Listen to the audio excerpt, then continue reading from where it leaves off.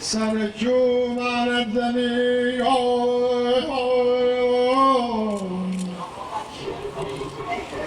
لازمه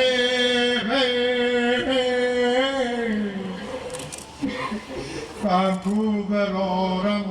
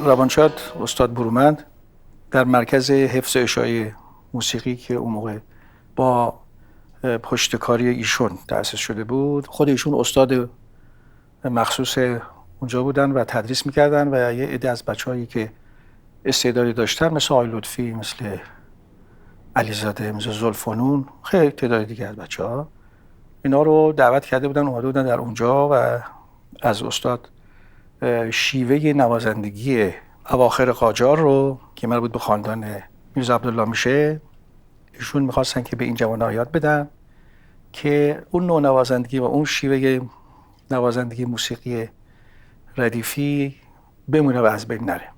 بعد هم من پیوستم اونها و یه سالی اونجا بودیم و بعد به علت مدیریتی که در اونجا بود من اومدم از اونجا بیرون، آقای لطفی اومدن بیرون، آقای فرنگفر اومد بیرون، ریزیده آقای بچهای دیگه اومدن بیرون و در بیرون از مرکز از آقای برومند ما استفاده میکردیم. آقای برومند بعد از 1 سال 2 سال فوت شدن، یا سال 55 فوت شدند و تنها جایی که ما همدیگر میدیدیم در محیط رادیو بود. از این طرف در خود رادیو مدیر بخش موسیقی رادیو آقای هوشنگ ابتهاج الف سایه، ایشون هم با یه طرز فکر مترقی توانست یک سری از هنرمندانی که تو این زمینه، تو این خط، تو این طرز فکر به اصطلاح با هم نزدیک بودن جذب کنه به رادیو. گلهای تازه، برنامه شماره 72، مهتاب شبانگاه. استارت اولیه کار از اون زمانی شروع شد که آقای لطفی یک آهنگی ساخت در ماهور به نام بمیرید بمیرید. آقای ابتهاج وقتی که این آهنگ رو، این شعر رو میبینه، یکی تیشه بگیرید پی حفره زندان، چو زندان بشکستید همه شاه و امیرید. به هر حال این شعری بود که در اون زمان بدن یه سری آدم‌ها رو به لرزه در می‌آورد. از جمله آقای ابتهاج همون لحظه گفت من یه حالت عجیب غریبی پیدا کردم و زیر چشمی همینجوری به این آقا که منظورشون لطفی بود نگاه کردم و گفتم که بسیار خوب، ما بعداً این رو روش فکر می‌کنیم. آقای لطفی که از اتاق آقای ابتهاج میاد بیرون، آقای ابتهاج به گفته خودشون خیلی خوشحال و خیلی سراسیمه یه شعر رو گذاشتم جلو آقای فریدون مشیری و گفتم فریدون این رو تصویب کن. بمیرید بمیرید بمیرید در این عشق بمیرید. آقای ابتهاج میاد میره پلوی آقای قطبی که در واقع مدیر تلویزیون اون زمان بود، اجازه یک گروه موسیقی سنتی رو میگیره.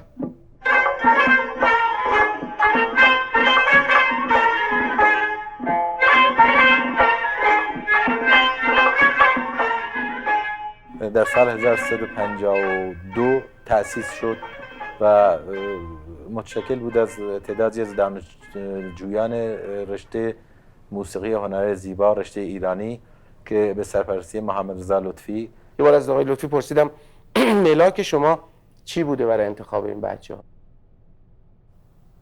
همطور گذری گفت که یکی اینکه درس موسیقی خونده باشه.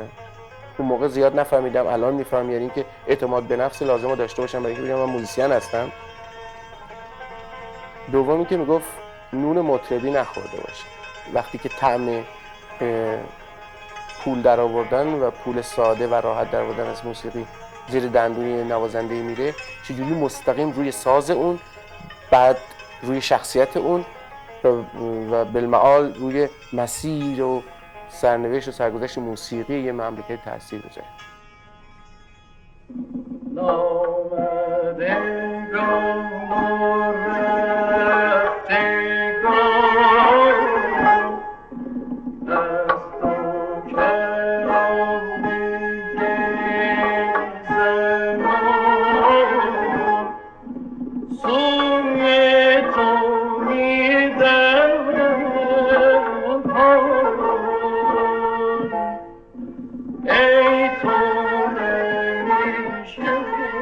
فعالیت آقای لطفی و گروه شیدا در رادیو شروع شد. قراری هم گذاشته بودن با آقای ابتهاج، با آقای قطبی و با کل سازمان رادیو تلویزیون اینا که این گروه برای مدت 3 سال 4 سال فقط میشینن خودسازی میکنن، بازسازی کارهای قدیمی میکنن، اصلا هیچ ربطی به تولید نداره. برای شروع کارمون که در رادیو کار میکردیم به ما ماهی 800 تومن میدادن. بعد حقوقمون زیاد شد، شاید ماهی 1200 تومن. خیلی حقوقای خوبی هم میدادن به بچه ها، خیلی پول بود، انقدر پول زیاد بود من نمیدونستم چیکارش کنم. این حمایت ها همه میشد به دلیلی که میخواستند گروه ما یا یک گروه موسیقی، حالا ما یا هر گروه دیگری، این گروه اونجوری که خودشون دنبال میکردن بمونن و یک دست بمونن و اون هدف اصلی رو دنبال بکنن. تمام این کوشش ها هم به وسیله آقای ابتهاج اون زمان انجام شد که رئیس واحد موسیقی بود. اولین کاری که با ضبط کردیم اون ابو عطایی بود که با صدای باز خانم مرزیه اون علا ساقیا بود. هر روز آقای ابتهاج هم معبد میکرد اونجا تو رادیو که ما بودیم، میداد از چلو کبابی نایب چلو کباب هم میآورد، ما میخوردیم و یه روز گفت آقا این ابو عطایی شما که ضبط میشه. آره آقای فرنگی داشت میخواست سیبیلاشو ضبط کنه، آقا یه گوسفند پاش خوابید. که این علا ساقیا چون آهنگش مال علی اکبر شیدا بود، برای همینم اسم گروه رو گذاشتن گروه شیدا.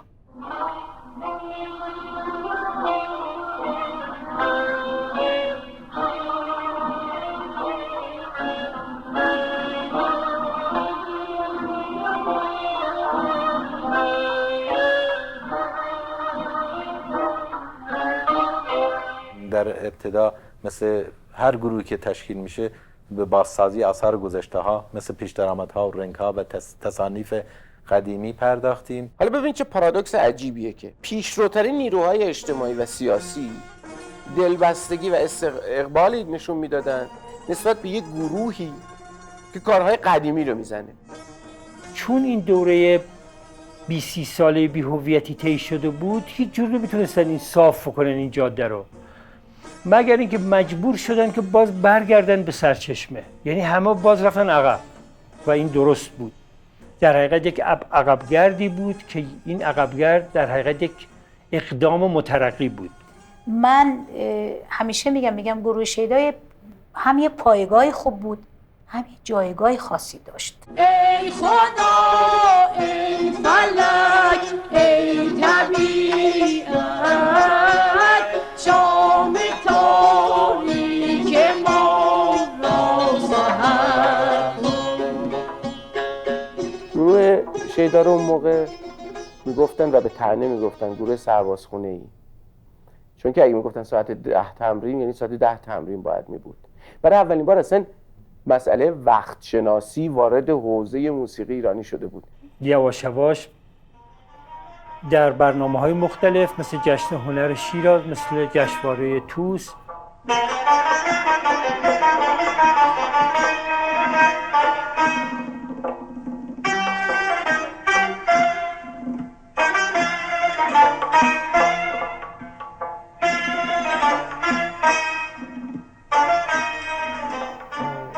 حتی روی قبر حافظم مردم جمعیت نشسته بود، برای همین کاری کردن که با گلدون، یعنی ایده‌ای بود که طراح صحنه گفت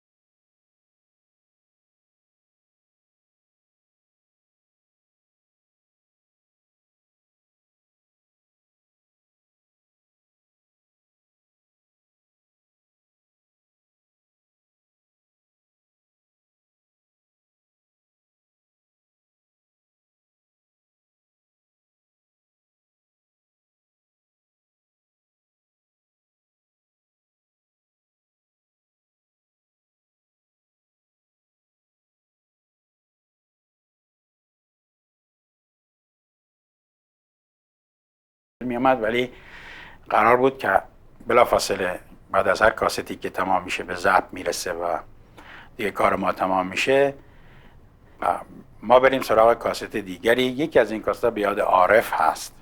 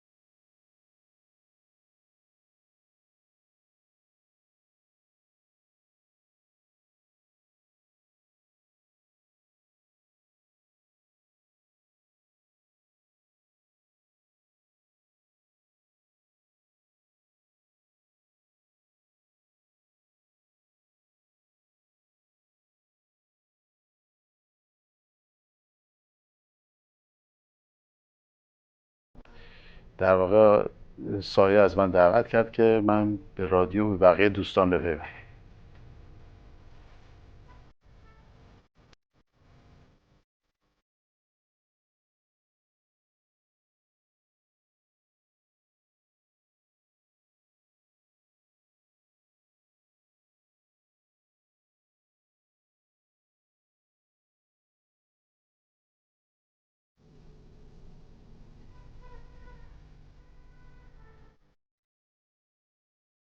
منطقه درست مصادف شد با رفتن من به سربازی. البته من در تهران بودم و هفته یک بار خب از محیط پادگان میامدم بیرون. کم کم این برنامه‌ریزی رو کردیم که من همون هفته یه بار که میام پنجشنبه ها برم با گروه شیدا کار کنم. تو اون سالها 2 تا قطعه در سربازی نوشتم که با گروه شیدا اجرا کردم. یکی سواران دشتیون بود، یکی حصار. همسرم اون موقع زندان بود. وقتی رفتم ملاقات بهش گفتم که این جمعه این قطعه به بچه‌ها بگو که برای شما ساختن پخش میشه.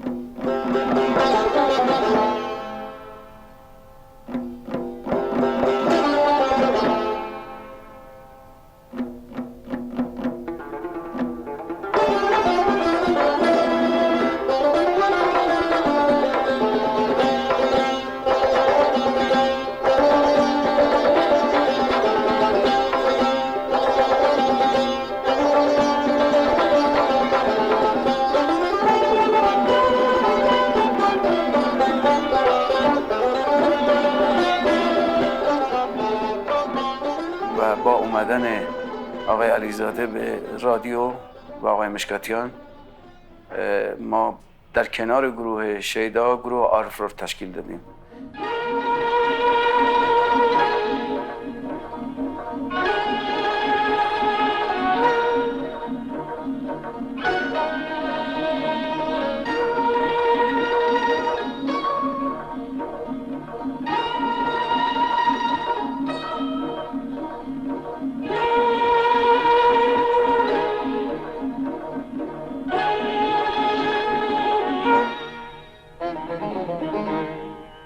ما دانشگاه کرمان رفته بودیم در دوره شاه، در دوره گذشته. زمانی وارد دانشگاه شدیم که 2 از دانشجوها را اعدام کرده بودن و دانشجوها همه خشمگین، همه پرچم سیاه جلوی سینه‌شون و ما که وارد شدیم فکر کردن ما مثل همون گروهی که در هفته قبلش اومده اونجا برنامه اجرا کرده و گویا رقصی بود و آوازی بود و اینا، ما رو با اونا یکی می‌دونستن. بعد هرچی این صحبت کرد با بلانگو اینا، گفت اینا گروه شیدان، آقای شجریان، الس بوده، اینا حالشون نبود، نمیشناختن. سالن فقط استادا بودن، دانشجوها تحریم کرده بودن نیومدن. بعد این ارگانیزاتور ما برای اینکه به دانشجوها ثابت کنه که ما فرقی داریم با اون گروه قبلی، با 2 تا 3 تا بلانگوی منتربو اینا به طرف خوابگاهاشون شروع کرد به پخش کار ما و اینا هم خشمگین و عصبانی که ما بیان بیرون به طرف ما حمله کنن. بعد وقتی که کار ما شروع شد و دیدن خودشون اصلا کاری که ما در اجرا میکنیم اصلا در رسای دلاورمردای خودشونه که کشته شده، مثل بنشین بیادم شبی تر کن از این میدوی که یاد یاران خوش است. وقتی که این پیج شد اصلا خود دانشجوها گریهشون گرفته بود، همه اومده بودن پشت صحنه که عذرخواهی از آقای شجریان و گروه شیدا و عارف که ما خطا کردیم. شرایط اجتماعی ایران داشت عوض میشد و یه جنب و جوشی در مسائل اجتماعی و سیاسی ایران پیش اومده بود. به هر صورت مردم همه دوست داشتن که یک وضعیت دیگه‌ای برای خودشون به وجود بیارن، یک تحولی در همه مسائل ایجاد بشه.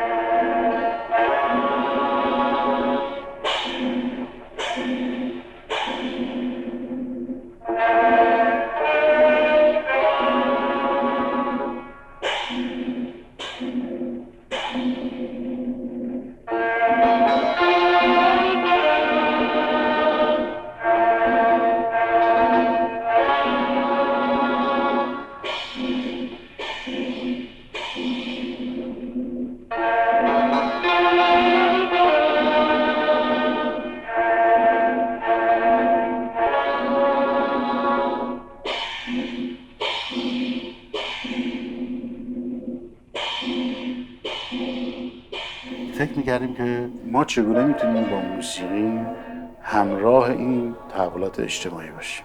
که من یادم، من خودم سرباز بودم، موقع از سربازی روز پنجشنبه اومده بودم، نشستیم صحبت کردیم که یک جایی رو مستقل درست بکنیم. هنوز اسمی هم براش در نظر نداشتیم و اینجا در واقع تمام فعالیتمون در اونجا متمرکز کنیم. فکر البته نمی‌کردیم که مثلا 2 سال دیگه انقلاب میشه و حکومت عوض میشه، بلکه فکر میکردیم که اگر که همچین شکلی ادامه داره ما دیگه مایل به ادامه کار در مراکز دولتی نیستیم. من بودم، لطفی بود و سایه. در این حال از استاد پایورم دعوت کرده بودیم اون روز و به این عقیده رسیده بودیم که ما یک مرکزی ایجاد بکنیم که این مرکز وابسته دولتی نباشه، که در اونجا بتونیم فارغ از محیط رادیو بتونیم اون کار موسیقی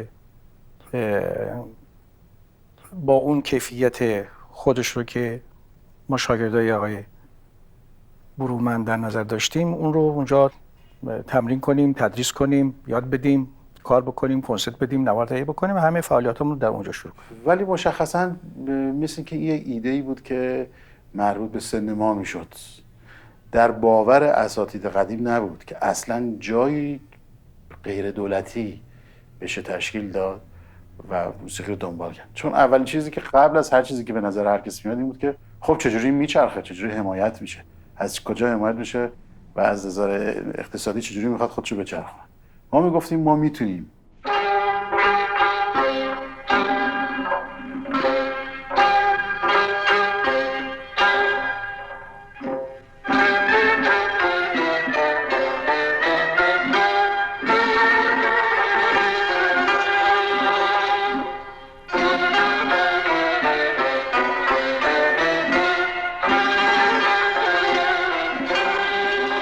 ما 21 شهریور عازم شوروی بودیم با استاد شجریان که همین کنسرت در حقیقت نوار به یاد عارف رو داشته باشیم.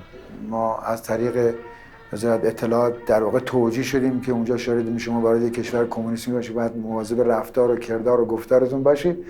ما بعد از اینکه توجیه بلیط‌ها هم دادن دیگه چند روزی بود که دیگه فکری بودیم که تمرین بکنیم و چیکار بکنیم. دیگه خورد به انقلاب و کشتار 17 شهریور.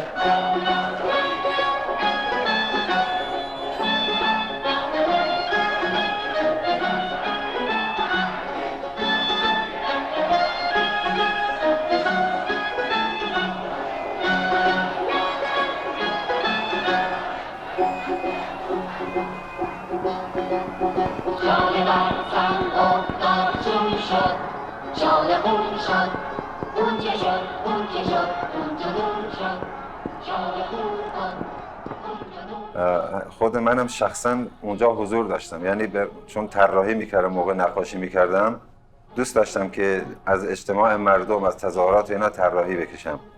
شنیدم که اونجا شلوغه، من فوراً رفتم میدون امام حسین و بعد به طرف اونجا که رفتم دیدم نرده کشیدن و به اصطلاح طناب و پلیسا وایسادن، اجازه نمیدن کسی بره. من در حال قاطی مردم شدم. یه جایی هم تیراندازی میکردن از کوچه، پس کوچه ها من مجبور شدم بدوم دفترچه و اینا رو هم جا بذارم.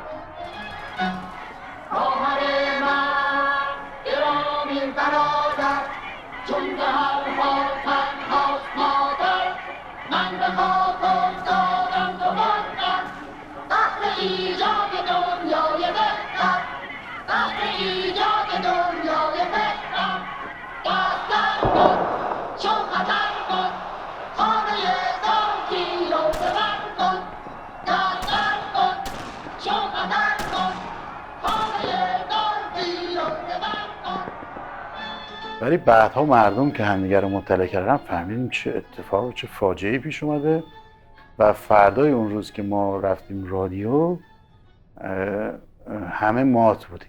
خود من شخصا ساز نبردم. این اصلا دیدم که تو حال هوایی نیستم با این خبری که در شهر پیچیده، من ساز بردارم برم تمرین کنم. رفتم سر گروه دیدم که پشنگم نشسته، بیژنم هست، اینم ساز جلوشون نیست. یکی که آقا افشار اومد اونم ساز نیاورده. آقای صدقیاسا اومد یا حسینی عزیز که عود میزد، یادش بخیر. هیچ کی ساز نیاورده. همه بچه‌ها اومدن، همه مات هم دیگه نگاه میکنن، هیچ کم با هیچ کی حرف نمیزد. اولین جمله‌ای که نمیدونم کدوم از ماها شروع کردیم گفتیم که اصلا اومدن به این محیط دیگه درست نیست.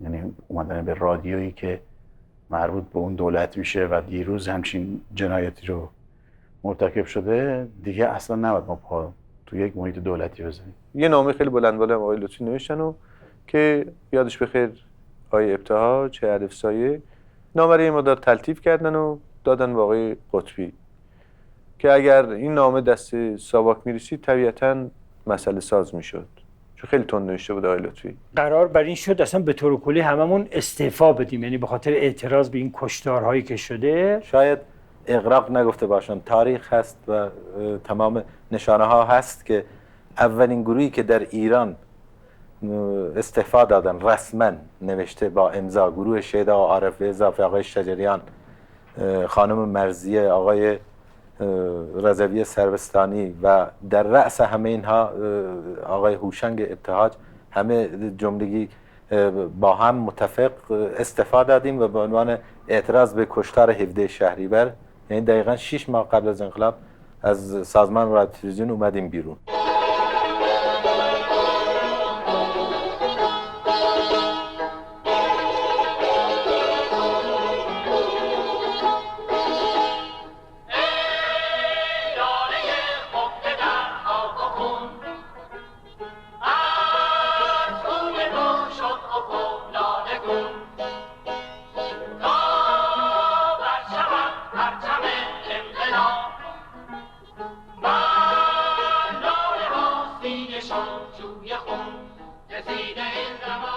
ولی وقتی که خیلی دیگه تحول، یعنی حرکت‌های اجتماعی زیاد شد در مخالفت با حکومت، ما رو بیشتر موظف میکرد که ما چه فرما به چه قطعات چیزایی فکر بکنیم که همین موضوع هم به فکرمون رسید که حالا همون جریانی که راجبش صحبت میکردیم، اون قانونی که باید داشته باشیم وابسته به دولت نباشه رو خب بکنیم، انجام بدیم.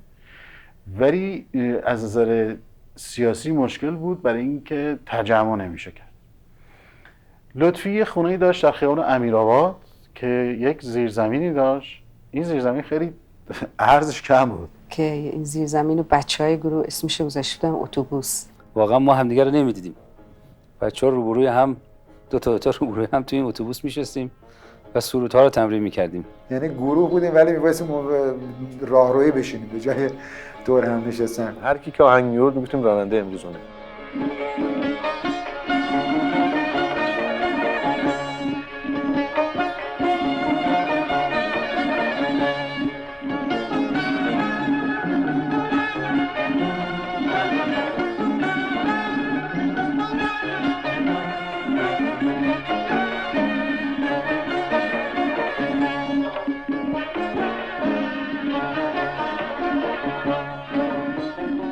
هر چیزی در جامعه اتفاق می‌افتاد در کار ما باید منعکس شده. ما شعری که می‌گفتیم کاری می‌کردیم و اینو شروع می‌کردیم با بچه‌ها تو اون زیرزمین تمرین کردن که بعد اینا رو به ضبط برسونیم و به گوش مردم برسونیم، چون دیگه عرصه فعالیت ما رادیو تلویزیون نبود.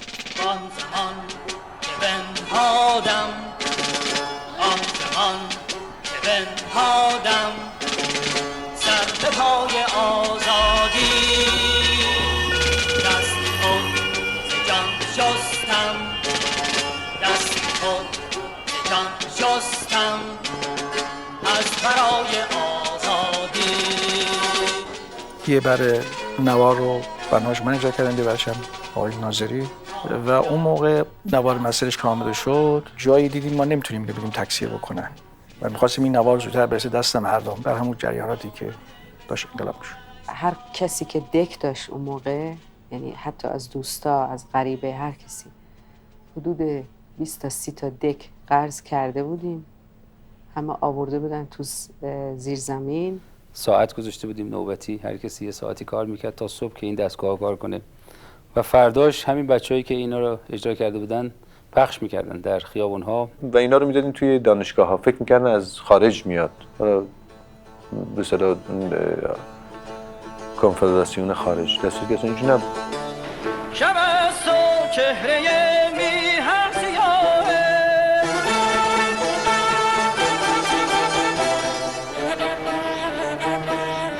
نشستن در سیاهی ها گناهه،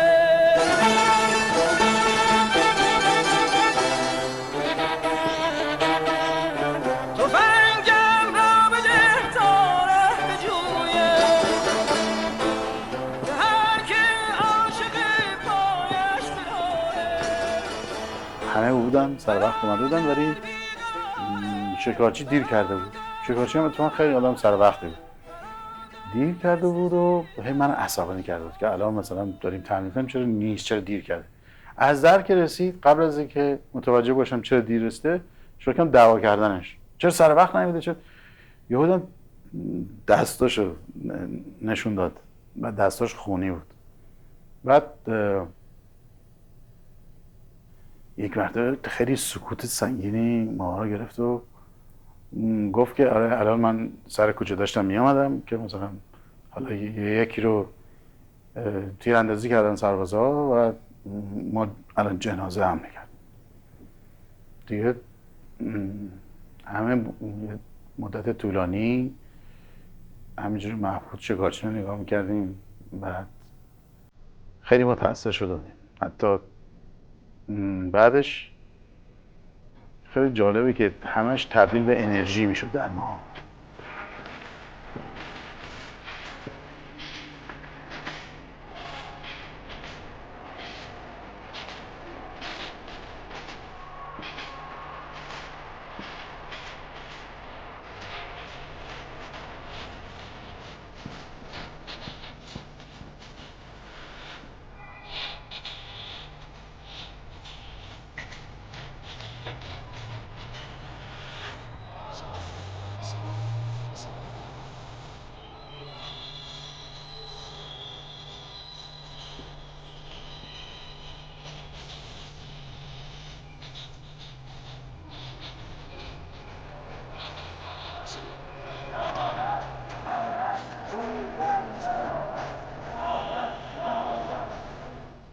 شکاشی رفت دستش رو شست و اومد سازش رو دست گرفت. وقتی که واقعا اون روز شروع کردیم به تمرین، اصلا صدای گروه چیز دیگه بود. همون دورانی بود که مدام این کلمه شنیده میشد بکوبید، واقعا میکوبیدیم رو سازا و با جون و دل و به قول معروف جان در کار میکردیم، به خاطر اینکه واقعا این احساس همگامی و همدلی تو جامعه بود.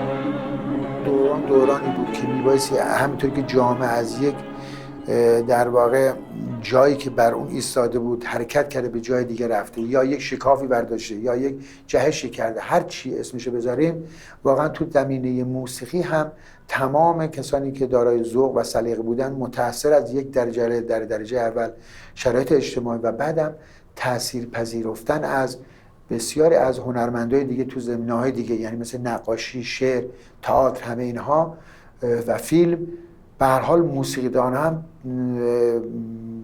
خودشون رو از آن چارچوبی که درش میزیستن رها کردن و من فکر میکنم که هر کس چنگ زد به آن چیزی که به ذهنش رسید و اون رو طرح کرد و هیچ مجالی هم نبود که شما بخواید این رو پختش کنید بعد ارائهش بکنید.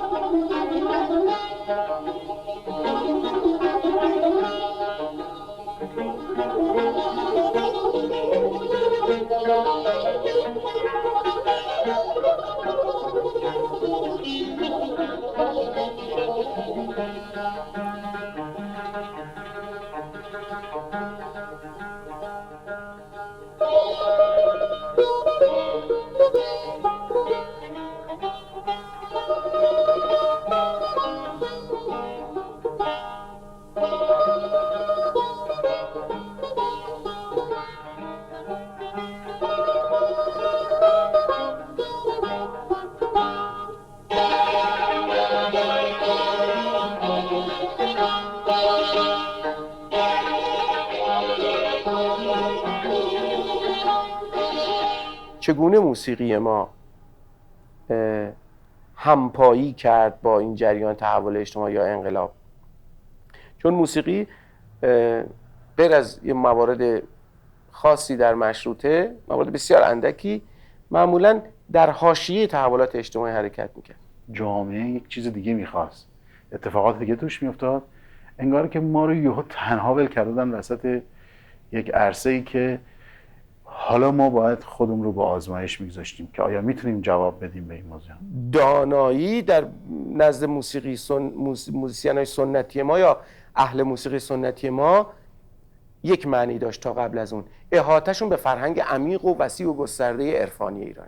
ببینیم وقتی که شعر و کلام که مشخصاً میاد و تکلیفش رو روشن میکنه با جامعه، هنرمند رو هم به این وادار میکنه که همراه اون کلام اون حالت معنوی و اون حالتی رو که به اصطلاح احساس مردم رو برانگیزه به وجود بیاره.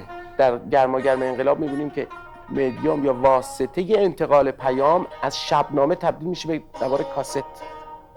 اگر به این اضافه بکنیم که برای شنیدن و استفاده و تحت تاثیر قرار گرفتن یک مدیوم صوتی مثل نوار کاست نیاز به سواد خواندن و نوشتن نیست، بعد یه دفعه بردش رو میتونیم درک بکنیم.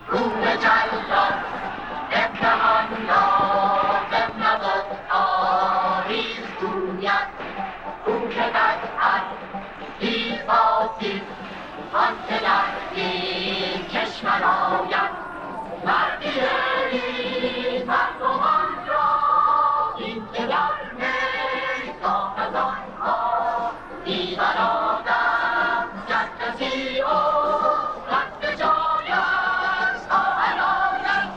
سرودها از بار پند و اندرز، از فقط جنبه ناسیونالیسم وطن رو دوست داشتن یه کمی خارج میشه، به یه نگاه جامع میرسه، با مردم همسو میشه برای طلبیدن، خواستن و به دست آوردن چیزهایی. بعضی موقع فکر کنیم با این سازهای سنتی اصلا نمیشه این سرودها رو زد. با همون سازهای موجود، با همون حس موجود یه حرکتایی شد در آن خودش. یا آشواش فرمای سرودهایی رو ساختیم که اصلا برای خودش فصلی رو باز کرد برای شنونده. یک گروه سنتی با استفاده از ابزار سنتی میخواد حرف بروز بزنه، حرفهای قرن 20 بزنه، حرفهایی که در واقع زمینه و خواستگاهش نوعی طرز تفکر خاص فلسفی ایدئولوژیک هست. ایران خورشیدی تابان دارد،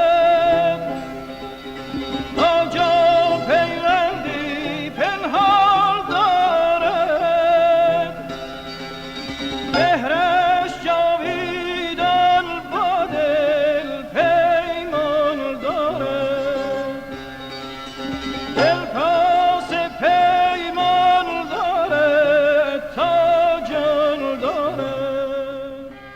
یعنی کارهای اون موقع که شما گوش میدین میبینین که چاوش از نظر صوتی پرصداتر، پرحجم‌تر، تعداد بالاتره و شعرها پاسخ به جریانات روز میدن. ای پدر سوک تو ماتم آزادیست، سرنگون زین ماتم پرچم آزادیست. دریغ دریغ دریغ از این پدر، دریغ دریغ دریغ دریغ از این پدر، دریغ.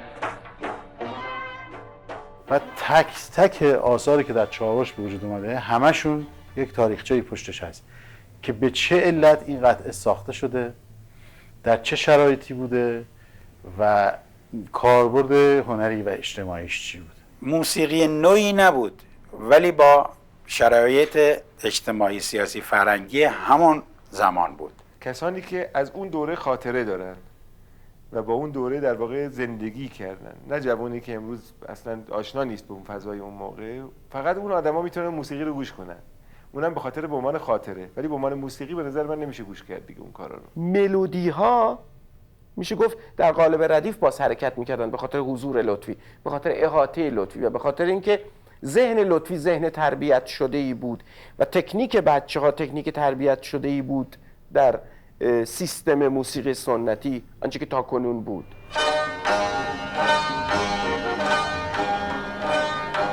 ور در این مجلس شما عاشق تر از شمع اید، ور در این مجلس شما عاشق تر از شمع اید، پس چو شمع می قدم در آب و آتش در نهید، پس چو شمع می قدم در آب و آتش در نهید.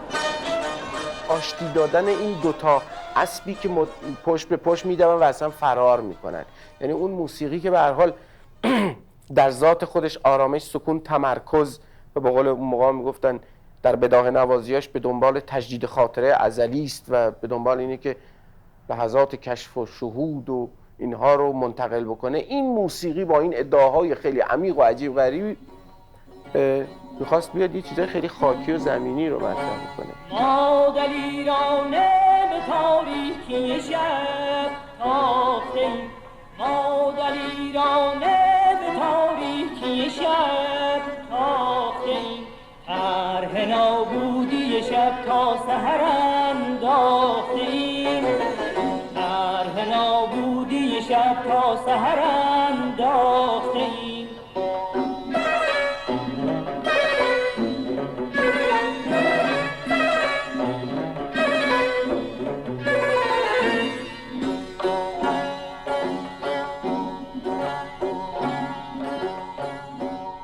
وقتی انقلاب شد ماها دیگه هی انگیزمون بیشتر شد که حالا برای این جمعی که داریم فعالیت میکنیم از اون زیر زمین، از اون اتوبوس یک جایی رو بیایم درست کنیم، یه کاری بکنیم و به هر صورت ساختمانی که اون موقع یه موقعی سایه حتی اونجا خودش سکونت داشته تو خیابان حقوقی. پلاکش هم 110 هنوز یادمه.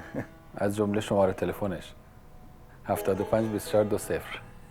اونجا رو ما برای چاوش انتخاب کردیم و اون وقت دیگه شاد بودیم و جای خونه‌ای پیدا کردیم که خونه همه ما میشد. همه کمک کردن، همه بچه‌ها، حتی خانماشون.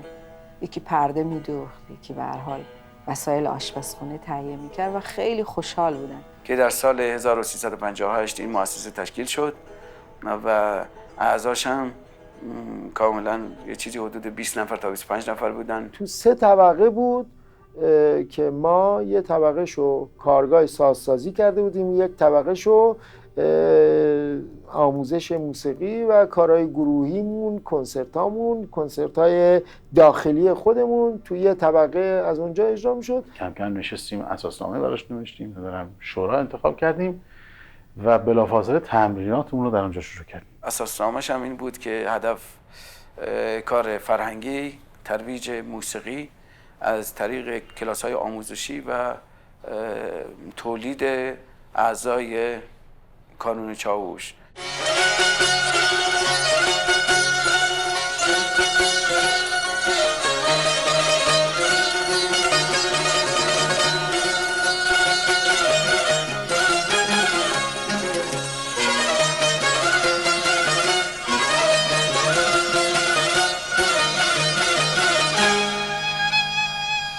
قبل از اینکه یک مکانی به وجود بیاریم شروع کردیم از نظر تعاونی، یعنی شکل تعاونی به این قضیه بدیم. البته میتونم بگم که در این مسئله فکر قضیه تعاونی بیشتر از فکر لطفی و سایه بود.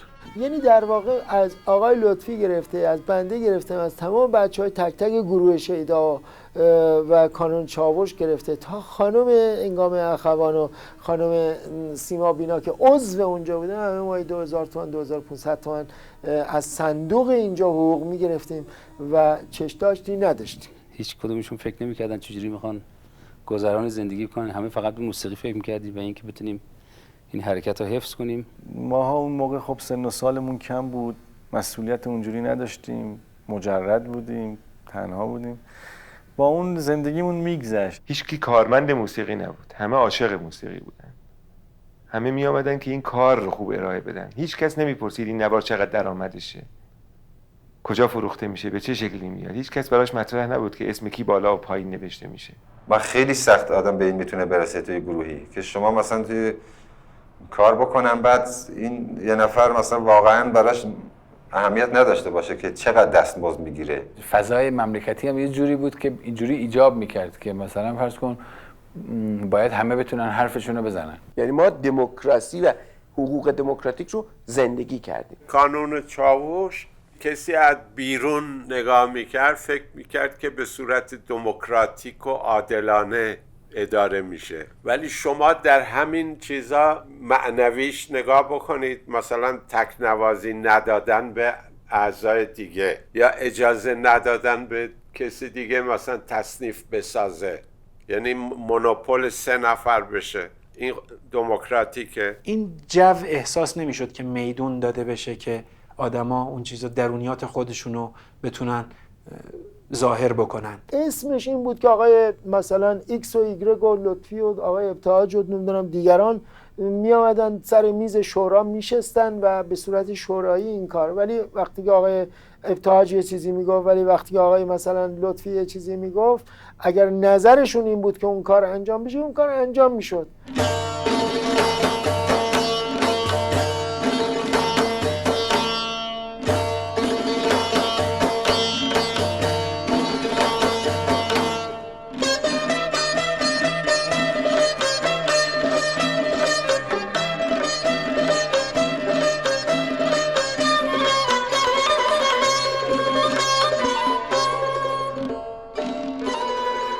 لازمه بگم که مثلا حضور پدر ما استاد حسن کمکار بعد از سالها تلاش در عنوان کارشناس موسیقی استان کردستان در موزیک نظام در رادیو و تلویزیون سنندج تمام زندگیشو در سنندج به همراه آورد و در اینجا در همون کنار کانون چاووش اتاقی رو اختیار کرد که تمام چاوشایی رو که شما میبینید از چاوش شماره 1 تا شماره 10 همش به وسیله خود مرحوم پدرم چاپ و تکثیر شد.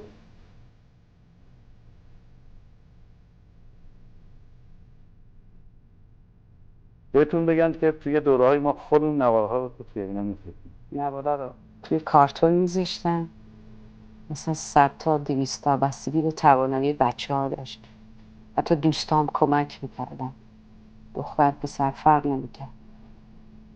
صندوق عقب ماشینا می‌ذاشتن سر چهارراه‌ها یا دم سینماها اون موقع وامیستادن و خودشون میفروختن اینو. بخصوص جلوی دانشگاه که مرکز فرهنگی انقلاب بود، در اونجا هر کدومون در یه گوشه خودمون نوارا رو میفروختیم. شب‌ها که می‌اومدیم جمع می‌شدیم مأموریت داده می‌شد که حالا تو با تو مثلا شما این 50 تا، شما این 100 تا نوار رو تو میری چهارراه مثلا فلان جا می‌ذاری، تو میری تو دانشگاه فلان، تو میری خیابون فلان. شبا بچه‌ها میومدن پولاشون رو می‌بردن و میگفتن که چقدر. اغلب وقتی که میومدن همین نوارا رو فروخته بودن. سیم برق از یه جا میگرفتیم از این مغازه، یکیش توی چهارراه ولیعصر بود که به ما همیشه سیم میداد، یه چلو کبابی بود نمیدونم اسمش چیه، سیم برق میداد، ما اونجا یه دستگاه می‌ذاشتیم و این تا میگفت این به اینجا میرسه چه واسه چهره میان سیاه، واقعا کسی که رد میشد وامیستاد یه دونه نوار می‌خرید. و من 7-8 مورد دیدم که کسانی میومدن می‌خریدن و اشک می‌ریختن، یعنی تا اینو می‌شنیدن خیلی هم گفتم من به یاد پسرم می‌خرم، واقعا یکی میگفت بیاد، یعنی کسانی که واقعا عزیزانشون از دست داده بودن خیلی روشون تاثیر می‌ذاشت. بزن بر سینه شب تیری از نور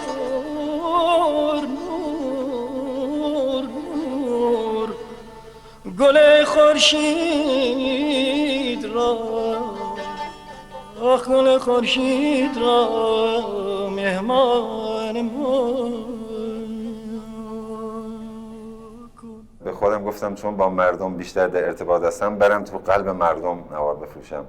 برای همین یه جای پرتی من انتخاب کردم، رفتم میدون امام حسین، اونجا نوار گذاشتم. یه حاجی اومد توی ضلع شمالی میدون بود، اومد نوارا رو پرت کرد، میگفت باشه برای کاره. گفتم اینا کارهای انقلابیه، اینا رو سروداییه که مردم دوست دارن و شجریان خونده اینا. گفت من نمیشناسم اینا رو، برو پکاره. من قشنگ یادم یک روز آقای لطفی خودش با اون ماشین آهوی، یه ماشین آهو داشت آبی رنگ بود، اون اصلا نوار برای من از اون ور خیابون دم دانشگاه، من دم دانشگاه دم این کتاب فروشی‌ها یک مثلا میز گذاشته بودم داشتن نوار میفروختم، اومد از اون ور خیابون صدا کرد تعریف بیا این نوار رو ببر. اصلا یک چیز شور عجیبه، کسی آرش نمیومد، نه لطفی نه هیچ کس دیگه که مثلا حالا بیان خود ما در واقع بانی فروش و تکثیر خود این نوار شده بودیم. خب این از نظر اجتماعی هم تاثیر خیلی زیادی گذاشته بود و حتی تیراژ کارهایی که اون موقع می اومد بیرون در حدی بود که اصلا قابل قیاس با هیچ زمانی نبود. من یادمه که یه زمانی تو اتاق آقای کامکار یه سری چیزا رو من بررسی میکردم، نمیدونم چون عضو شورا شده بودم یا چی، یادمه به رقم 125,000 تا تو یکی از چاوش ها رسیدم که این تیراژ خیلی بالاییه و فکر نمی کنم کمتر نواری مثلا توی این سالهای اخیر هم حتی به این تیراژ رسیده باشه. 125,000 کاست مثلا از فرض کنید چاوش 6, 7 یا 8.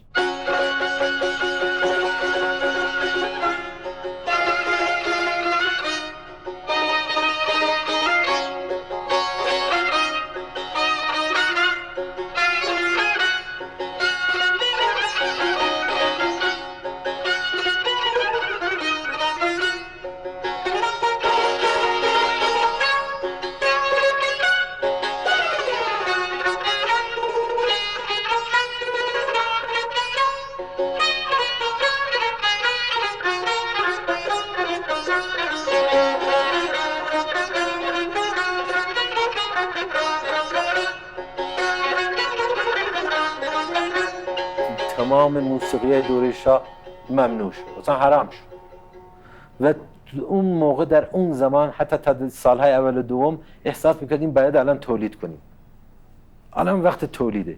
و رادیو، تلویزیون و بازار و خبررسانه‌های مثل رادیو تلویزیون اینا رو پر کرد از موسیقیایی که با معیار و مقیاسای انقلابی که شده بود جور در بیاد. نوار فروشی نبود، تمام نوار فروشی ها جمع شده بود. مثلا بتهوون یا امثال اینجور نوار فروشی ها همه تعطیل بودن، فقط قفسه خالی و هیچ چی توش نبود. دو سه تا مثلا ضبط صوت عادی گذاشته بودن، پورتابل گذاشته بودن میفروختن، معلوم نبود میخوان چی کار بکنن. و اون موقع بیشتر به تولید فکر میکردیم، هر چی تولید بیشتر.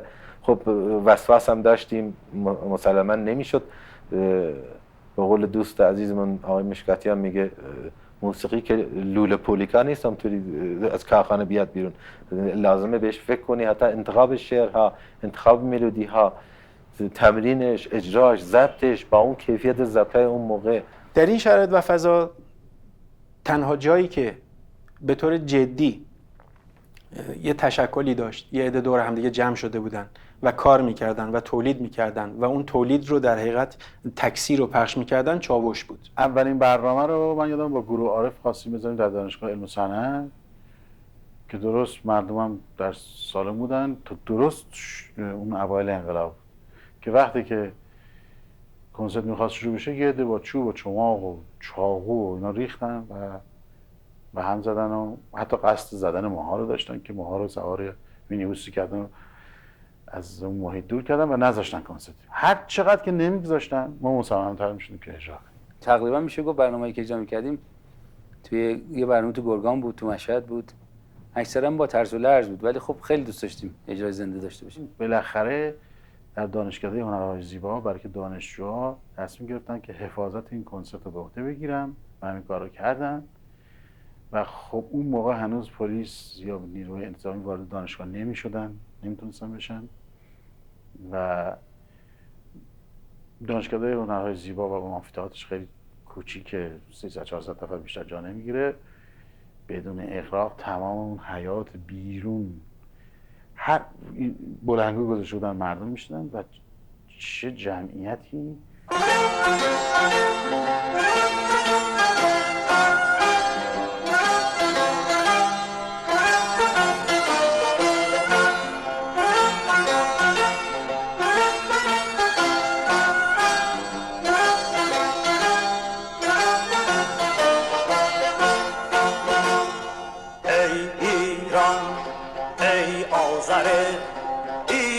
نشان ای قله آتش فشان کین توزم از تاب دل بر اهرمن آتش فشان آتش فشان. برای تو اون شروع هیجانات یک کار بسیار زیبایی که لطفی ساخته بود به صورت کنسرت در اون دانشگاه اجرا میشد. اون موقع در دانشگاه ملی یا دانشگاه بهشتی که الان اسمش شده اون موقع اجرا شد که استقبال بسیار بسیار خوبی شد.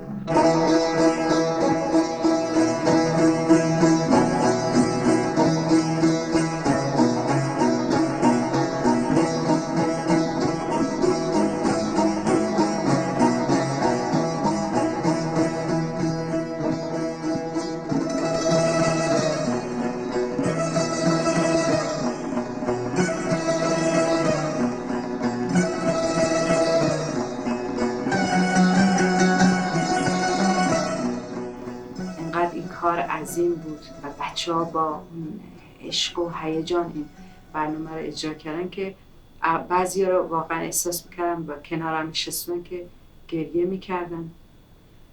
بعضی از هیجان می‌خواستن از رو صندلی‌هاشون مثلا به پا خیزن، حتی بعضی می‌خواستن شعار بدن. شاید به دلیل اینکه در واقع یک نوع فریاد همراه با خوشحالی باشه از اوج شروع می‌کنه شجریان. زمان قرعه نو میزند به نام شما، خوشا شما که جهان میرود به کام شما.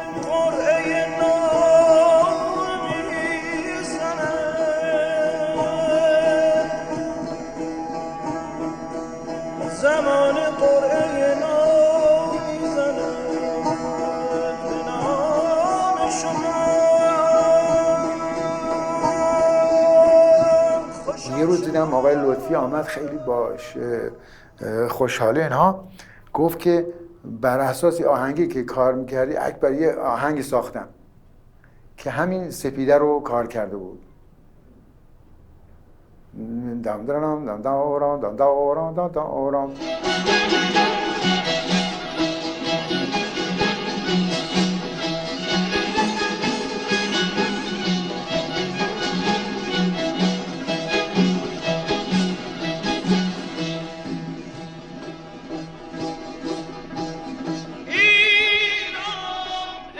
خیلی از گروه ها بودن که بسیار زیبا کار میکردن، شاید در یک بخشی از حتی کانون چاووش هم قوی تر بودن از نظر کار موسیقی، ولی کانون چاووش اصلا یه داستان دیگه بود. غیر از فقط کار هنری و ساز زدن، تفکر و اندیشه‌ای بود که نسبت به موسیقی اون موقع کانون چاووش داشت و خیلی تأثیر خوبی میذاشت رو اعضای چاووش. یک به اصطلاح فلسفه بود، یک طرز فکر بود، یک تربیت بود، یک هنرستانی بود که واقعاً از نظر اخلاقی، از نظر ارتباط اجتماعی، از نظر به اصطلاح روانشناسی جامعه، از نظر جامعه شناسی قابل اهمیت بود. یعنی فقط یه بخش موسیقی نبود. یعنی برسیم به اون نقطه که اگر از موزیسین سنتی ایرانی سازشو بگیرن هنوز کسی باشد. آقای ابتهاج ممنونیم. جلسات ادبی میاندن درباره حافظ با ما صحبت میکردن، مولانا با ما صحبت میکردن. من اگر شناختی روی حافظ یا مولانا دارم 70% مربوط به اون دوران میشه. خود استاد عزیزمون محمد رضا لطفی که علاوه بر تصنیف‌ها و کارهایی که اجرا میکردیم با عنوان به زنگ تفریح همیشه با بچه‌ها ردیف کار میکرد. جلساتی بود در کانون چاووش که هر هفته یکی از اعضای کانون باید به صورت سولو ساز میزد. اجرای برنامه تکنوازی خب خیلی تأثیر خوبی داشت، برای اینکه خب ما مثلا برای اینکه تکنوازی بکنیم مدت‌ها میرفتیم نوارهای مختلف گوش می‌کردیم، تارهای مختلف رو کپی می‌کردیم، صحبت می‌کردیم، مشورت می‌کردیم. ابتکار بسیار زیبای محمد رضا لطفی بود که ما رو وادار می‌کرد هر ماه کنسرت بزنیم. کنسرت برای خودمون، تماشاچی خودمون می‌دیم، ولی برای اینکه از فرم نیفتیم، برای اینکه روز به روز توان فردیمون بالا بره کنسرت می‌ذاشتیم. یه جلسه بعد از کنسرت تشکیل می‌شد، یه نامه اعمالی داشتیم و هر کدوم از بچه‌های چاووش می‌نوشتن کار شما کجاش خوب بود، کجاش بد بود.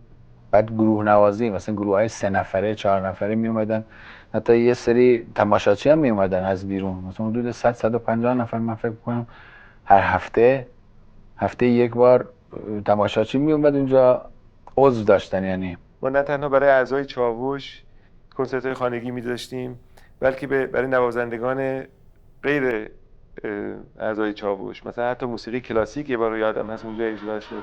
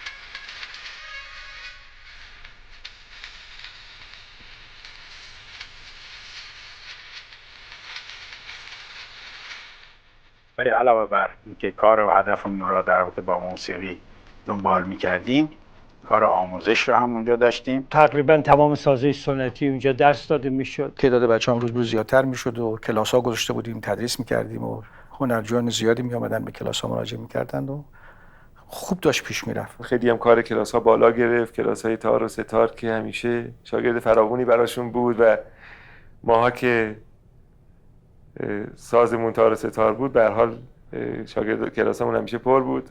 یکی دو تا ستار، یکی از سازنده‌های ستار آورده بود اونجا. اصلا واقعا سازنده ساز اون موقع خیلی کم بود. تصور نمی‌کردیم که مثلا تا 2 سال 3 سال بعدش اینجوری استقبال بشه، اینجوری هنرجو پیدا بشه. طوری که اون سازنده ستار اصلا دیگه وقت نداشت، واقعا وقت نداشت ستار بسازه، اینقدر که متقاضی بود. خوشبختانه خب سازهای زیادی اضافه شدن و تمام اینا به نظرم نقش فعالیت چاوش بود. چاوش یک کانون فرهنگی بود که در کنارش در حقیقت ایجاد یه هنرستان آموزش موسیقی هم کرده بود. بسیاری از نوازنده خوب جوان امروز که در صحنه موسیقی حضور دارن از شاگردا و عزیزانی هستند که اون زمان در کانون چاوش وسا تعلیم دیدن.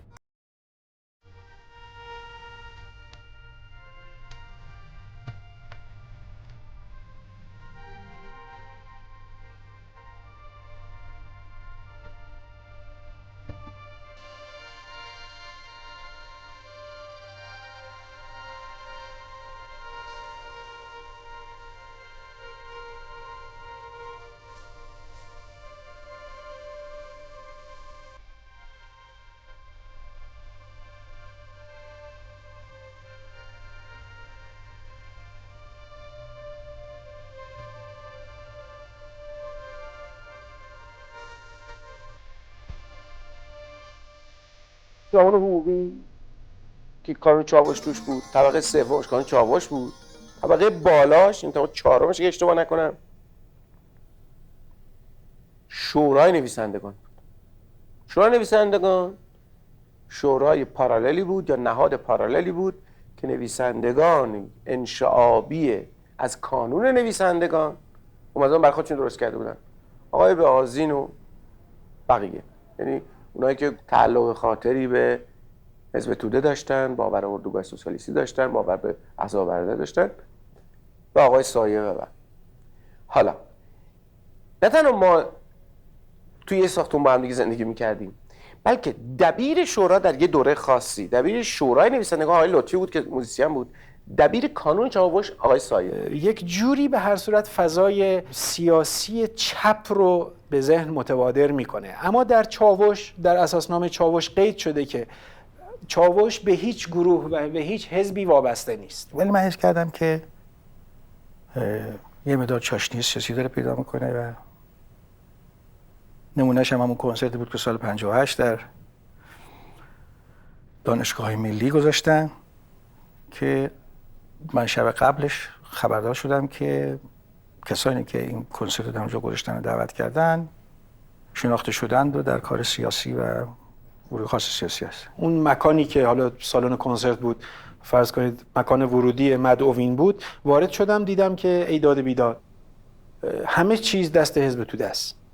تبلیغات حزب توده داره موج میزنه، تراکت، اعلامیه، صندوق‌های کمک نقدی، تمام سالن حتی یه مترش تو پیدا نمی‌کردی که تو شعار نباشه، از شعارهای اون زمان. و بعدها من شنیدم که گویا شجریان از این مقوله خبر نداشته. که من حقیقتش به آقای تاج لطفی گفتم که من شرکت نمی‌کنم در این برنامه و کنسرتم برنامه بود که با من باشد. بعد دیگه واسطه کردن اینا و بیار اونو بیار، بالا شدن پایین شدن که چرا تو میگی ما کار سیاسی نمیخوام بکنیم. گفتم که شنیدم این مسائلی هست و اینها. گفتن نه اینجور نیست و شما نگران نباش و ما بر اون چیزی که گفتیم هستیم و اینها. و ولی معلوم بود که ما و بچه‌ها، من و بچه‌ها خبر نداشتیم که اونها قبلا خبر داشتن که این چه گروهی رو دعوت میکنه و یه مقدار انگ رو ما بچه‌ها خورد که ما داریم کار سیاسی میکنیم. عاملی که لطمه زد به چاوش مسائل سیاسی بود به عقیده من. مثلا گاهگاهی میشد تئوریسین‌های بزرگ، متفکرین، فرهیختگان، انتلکتوال و تئوریسین‌ها مثلا آقای طبری میادن کانون چاوش سخنرانی میکردن، طبعا اون دادن برای خود ما. و ما هر شب، شاید من براتون عرض بکنم که شاید در روز 4-5 ساعت وقت ما وقتی دور هم بودیم سر همین بحثا میگذشت. طبعا به عنوان نوازنده طرف از خودش میپرسه که خب من این آهنگایی که میخونم، این سرودایی که میزنم که توش این آرمان‌ها رو تبلیغ میکنه که یه فاصله نسبتاً چشمگیری هم داره با اون چی که اصلا آدم به عنوان تارزن یا ستارنواز یا عودنواز داره، خب من اصلا این از کجا میاد دیگه، چون مال ما که نبود. آمریکا آمریکا منزل رنگ ما خون شهیدان ما می‌چکد از سنگ تو، می‌چکد از سنگ تو.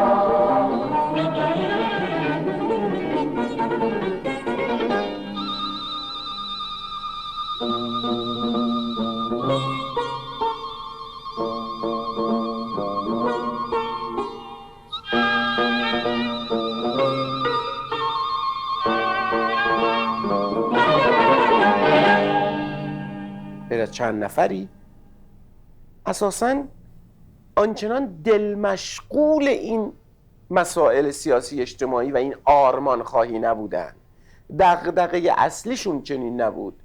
موزیسین بودن، موزیسین خوبی بودن. اونجا اصلا مبنا عقیده نبود، مبنا کار هنری بود. یعنی ما اون تو همه جور داشتیم، از همه نام گروه و دسته سیاسی داشتیم، مذهبی داشتیم. مثل بنده هم که نمیدونم در دالاهو و کرمانشاه که در ویززاده است اینجوری هم داشتیم، ولی هممون میفهمیدیم هم دیگه رو و برای هم دیگه احترام قائل بودیم. دیده بگشای برادر، تیرگی ها را مپرور، آن که از دامش رهیدی بر نهاد دام دیگر، آن که از دامش رهیدی بر نهاد دام دیگر.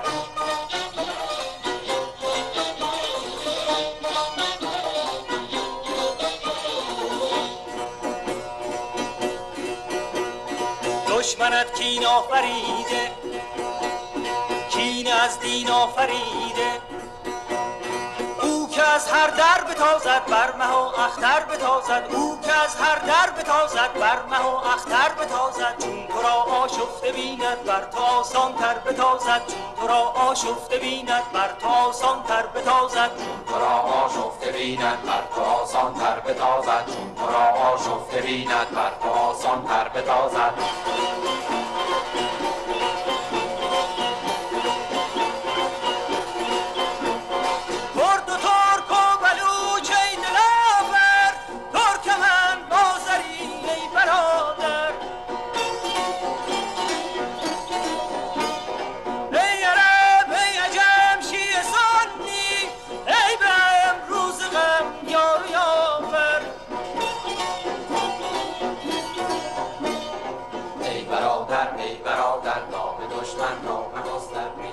و این سبب شد که مشکلاتی، تنش‌هایی در چاوش به وجود بیاد که به موقع، که خیلی به موقع سبب شد که به نحوی جدا بشه. یعنی چاوش خودش رو با تدبیر، با تمایل، بعضن مثلا خود به خودی، چون هیچ برنامه مشخصی که نه، ما به هر حال حزب سیاسی که نبودیم، که آروم آروم از اون داستانا جدا بشیم و بیشتر موسیقی محور بشیم. در چاوش همونجور که از اتحاد و همبستگی و همین چیزا که صحبت میشه اختلاف نظر وجود داشت و این یکی از حسنای واقعا مهم چاوش بود. من لطفی در واقع جزء مسئولین اصلی چاوش بودیم، ما سلیقه‌مون یکی نبود. آقای لطفی اصالت‌ها رو در کار آهنگسازیش خیلی بیشتر رعایت کرد، یعنی پابند اصالت‌های قاجاری بود، اواخر قاجار. اما آقای علیزاده با وجود که اون رو خوب فرا گرفته بود و خوبم بلد بود اجرا بکنه، ولی نوآوری کرد و نوآوری کرده در سازش و یه کار دیگه میکنه. من روی این قضیه خیلی فکر میکردم و کار میکردم که با زمان موسیقی یه مقداری با مسائل و زمان خودش رابطه داشته باشه و اینا رو از طریق فرم‌های در موسیقی برام بگم، نه به شکل فقط شعر و شعار. من میگم هر حرکتی میشه، هر تکاملی، تنوعی، هر چیزی هست تو موسیقی علمی جهانی شده، قبلا تکاملاشو کرده. من گاهن به این نتیجه میرسم بذار این موسیقی با همین نوع رنگ و فرم بمونه. کاری که محمد رضا لطفی و گروه شیدا کرد این بود که قطعات قدیمی رو به اون شکلی که در گذشته بوده، قبل از اینکه بخوان حالا رنگ و لعاب دیگری بدن یا مثلا کار ویژه روش انجام بدن، به اون شکلی که در گذشته بوده به مردم ارائه میدادن. نوآوری اونچنانی دنبالش نبودیم، به دلیل اینکه فکر میکردیم همون موسیقی اونایی که ما میخوایم داره. یعنی مردم رو از اون چیزی که سالیان سال ازش دور بودن دوباره آشنا میکردن و نزدیک میکردن.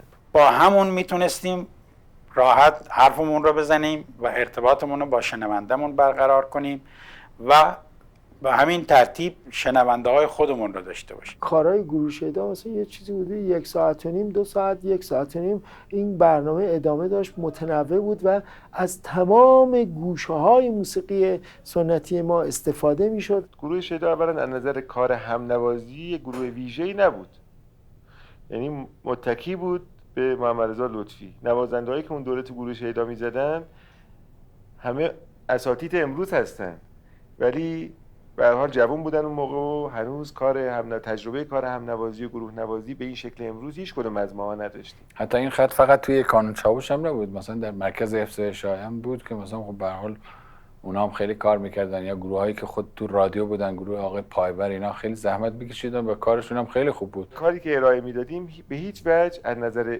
اجرایی در سطح کاری که گروه فرهنگ و هنر به سرپرستی فرامرز پایور انجام میداد نبود. چه اصراری که مثلا این موسیقی که یک گونه‌ای که هنوز هم طرفدار داره تغییر بدیم. وقتی که تغییر بدیم از اصل دور شدیم. اصلا اینجاش دیگه مثلا من خیلی دوست نداشتم. میشد بخشی از فعالیت چاوش باشه که حالا بیایم مثلا یک نواری به یاد طاهرزاده در بیاریم. موسیقی 100% علمی و کلاسیک و درستی بود. به همین دلیل هم جاشو باز کرد بین مردم در آن زمان و تا این زمان هم الان هست. در واقع ساز آقای لطفی ادامه منطقی و حلقه آخرین از زنجیره است که به برومند، که به درویش خان، که به خاندان فراهانی و قبل از اون میپیونده. یعنی این سیر تاریخی است که تبدیل و تبدلی است که از یک زمینه نیرومند سنتی یک نگاه نوین دیده میشه. دوست داشت که با زمان خودش همراه باشه، سرعت، ریتم‌های تند و سریع قوی، چهارمزرع‌ها یا قطعات تند، آرپژها، نمیدونم حالت‌های بخصوصی که یک ملودی میتونه ایجاد بکنه. که آقای لطفی هم نوآوری نسبت به قدما کرده، اما بیشتر پابند اصالت هاست. وقتی کمی آوردیم با هم بحثمون میشد، گفت نه تو اساسنامه نوشته شده. یعنی اینکه میگفتم من نمیتونم فکرمو با اساسنامه چاوش تطبیق بدم و حالا اینجوری آهنگ بسازم. گفتم اساسنامه رو من اینجوری قبول ندارم، چون اساسنامه یه بخش مهمش این بود که بازسازی آثار گذشته باشه. آنچه که سبب تشخص این جریان فرهنگی میشه متفاوت بودنشه، نه نو بودنش. اون چیزی رو که در واقع چاوش اعتبار اجتماعی ازش به دست می آورد، یکی پایه‌های محکمش در موسیقی سنتی ما که نماینده اصلیش در چاوش لطفی بود، یکی نگاهش به موسیقی نوین ایران که نماینده اصلیش در چاوش محمود. از محمد رضا لطفی موسیقی ایرانی رو به صورت عمیقش یاد گرفتیم. از حسین علیزاده برخورد با موسیقی کمپوزیسیون به معنای تازه موسیقی ایرانی، یک کسی که موسیقی ایرانی خوب میشناسه و سعی میکنه تنظیم‌های متفاوتی بکنه. و از پرویز مشکاتیان حس و احوال تازه‌ای در رابطه با موسیقی. در واقع پرویز مشکاتیان هم موسیقی ایرانی رو خوب میشناخت، همین که حرف تازه داشت، حرف تازه‌ای که در همون آن به تو تأثیر میذاشت و به دل می‌نشست.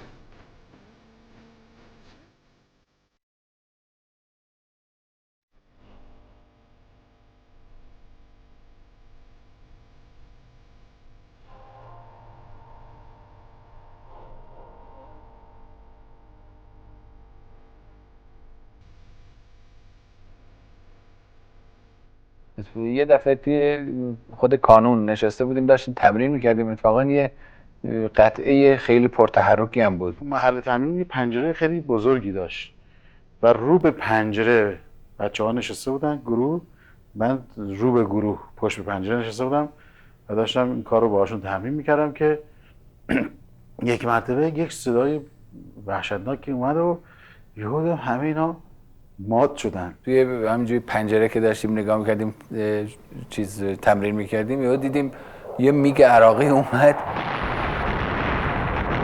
صدای انفجارهای متعددی که دقایقی قبل در فرودگاه مهرآباد روی داد در اکثر مناطق شهر تهران شنیده می شود. مردم سردرگم و حیران علت انفجارها را از یکدیگر جویا می شوند. حدود 15 دقیقه بعد گزارش‌های تایید شده از حمله جنگنده‌های عراقی به مهرآباد خبر می‌دهد. حالا یک موضوع دیگه به موضوع دیگه اضافه شد، یعنی جنگ.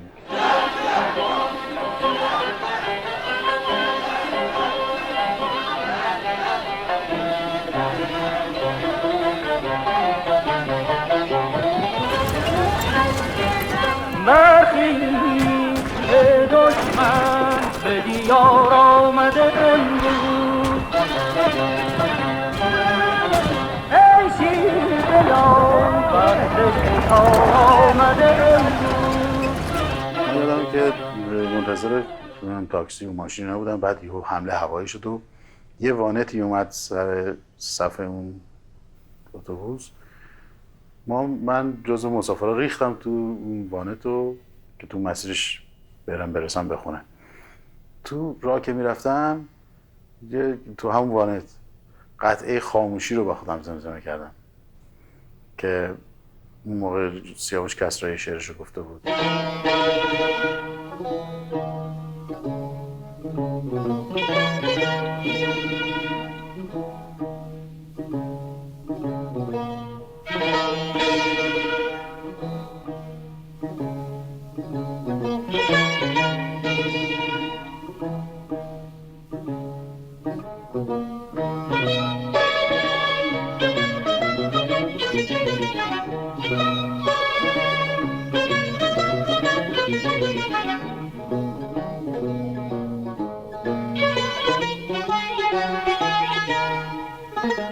شب که تاریکی میافتد بیگاه به گام من و تو، شب که تاریکی میافتد بیگاه به گام من و تو، خطر میبرد رشته کلام من و تو، خطر میبرد رشته کلام من و تو.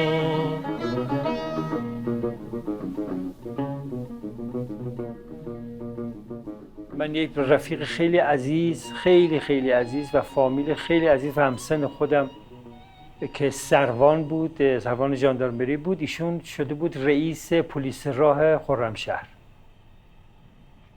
به اسم سروان جواد محمودی. اصلا ما دوتا عاشق هم بودیم، اینجوری بود. درست روز اول جنگ اولین کسی که کشته شد همین آدم بود توی پاسگاه خرمشهر.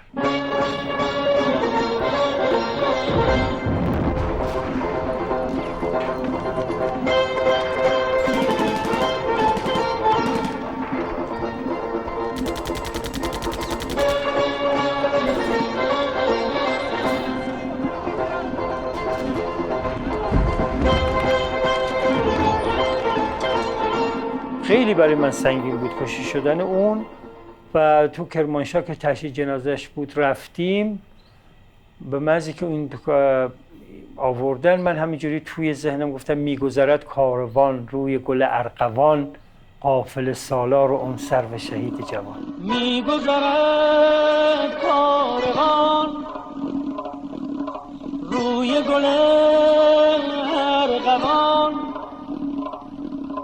قافله سالار آن سرو شهید جوان.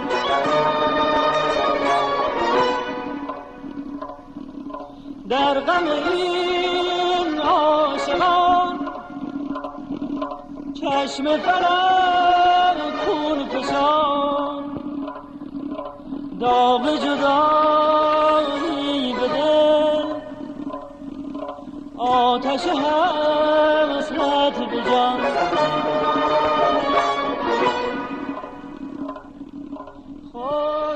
ما خیلی ایدئالیستی فکر می‌کردیم به این داستان‌ها، فکر کردیم که الان این همه سرباز و کسایی که رفتن جبهه دارن می‌جنگن، ما با موسیقی میتونیم بهشون روحیه بدیم.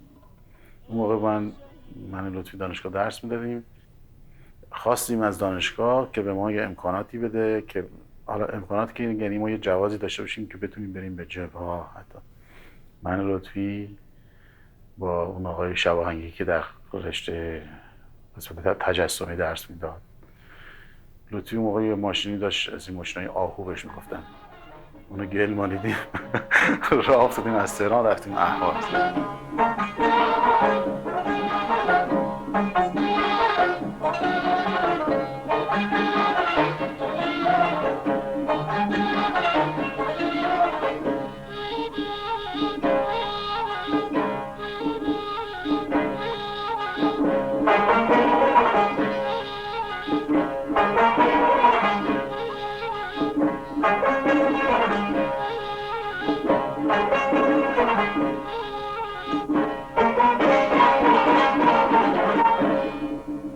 همون توافق کرده بودیم، شجریان هم با ما توافق کرده بود که بریم اونجا برای سربازا کنسرت اجرا کنیم. شاید باورت نشه حتی پلتفرما رو زده بودن، یعنی سنهای ما، جاهایی که ما در جبهه قرار بوده کنسرت بدیم مشخص شد. در واقع در آخر سر چیز کردن، کارشکنی کردن، یعنی اینجوری گفتن که باشه شما آره کنسرت بدید ولی تمام اون چیزایی که ما میگیم بزنید، اجرا کنید. سرودای که از نظر ما جالب نبود یا حداقل ما می‌خواستیم کارهای خودمون اجرا کنیم. گفتن اونا رو اجرا کنید در جبهه. گفتیم نه، ما به ما نمیتونید بگید ما چی اجرا کنیم، چیزی که می‌خوایم اجرا کنیم ولی حاضریم بیایم این کارو بکنیم. که خب نذاشتن و به هر صورت این قضیه منتفی شد. به زندان قفس مرغ دلم چون شاد میگردد مگر روزی، آخ مگر روزی که از این بند غم آزاد میگردد. روزی که انقلاب شد 22 بهمن، فکر کن نوارایی که با چه خونه دلی توی زیرزمینا و مخفی و نمیدونم این چیزا به صورت سرود اجرا کرده بودیم، تمام اینا رو مجانی تقدیم کردیم به جامعه. گروه شیدایی که تو حوزه سنتی کار میکرد در جشن هنر ساز میزد، یه دفعه اومد تبریز، اومد تو رادیو و آقای لطفی اگر اشتباه نکنم رئیس بخش خیلی مهمی تو رادیو شدن. دیدیم که نه، این به اصطلاح تلویزیون و رادیو اون چیزی که ما فکر میکردیم نه نیست، اصلا اتفاقا از قبلا بدتره، چون دیدیم یک ضدیت‌های وجود داره و نه زیادم خوششون از ما نمیاد. فکر میکردیم که الان نظام جدید که تشکیل میشه بعد از انقلاب همه میگن برای ما کف میزنن، میگن آقا دست شما در نکنه که استفاده دادیم به خاطر مردم، ولی دیدیم نه تنها از اون خبرها نشد بلکه همه جا چماق بالا بردن دارن میزنن تو سرمون. جالب اینجاست میدونید بعد از انقلاب از تو پرونده رادیو تلویزیون این استفاده اصلا برداشتن، اصلا وجود خارجی نداره. معیار و مقیاس عوض شده بود، از دوره شاه تبدیل شده به دوره جمهوری اسلامی و این معیار و مقیاس از کجا آمد ما نفهمیدیم. صدای بنان دیگه نباید پخش می‌شد. اصلا یک تصمیماتی که به نظر ننگاور بود در جامعه ما و موسیقی. مثلا موسیقی مرقوص نباشه، یعنی رقصدار نباشه، شیشش نباشه که ریتم ملی ما از شیشش، نمیدونم کی اینو ممنوع کرده بود نفهمیدیم. یکی از اون چیزایی که نباشه تنبک نباشه. اولین ضربه‌ای که متاسفانه شروع شد این بود که موسیقی زیر سال، انگار که تمام مسائل انقلاب با از بین بردن موسیقی حل میشد. خب ریختن و حمله کردن و گرفتن و بردن و زدن و بستن و دیگه این نوارها، تولید نوار میبایست قطع بشه، میبایست دیگه زیر نظر وزارت ارشاد یا هر چیزی که اون زمان اسمش بود انجام بشه. پس بعد نوارهای چاوش تو بازار جمع میشد و هر نواری که دوباره مجوز میتونست بگیره میاد. پس اونا که صدای زن توش بود که نمیذاشتن. جانم شد قرار دل، نیست و دست من جانم اختیار دل، جانم اختیار دل.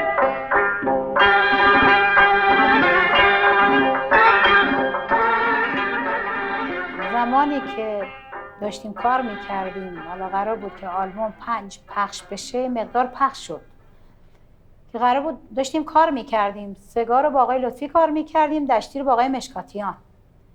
بعد گفتن صدای زن ممنوعه که دیگه اونجا من دیگه کار نمیکردم. تا اون سال 9 تا نوار اومده بود بیرون از به اسم چاووش 1 و 2 و 3 تا 9.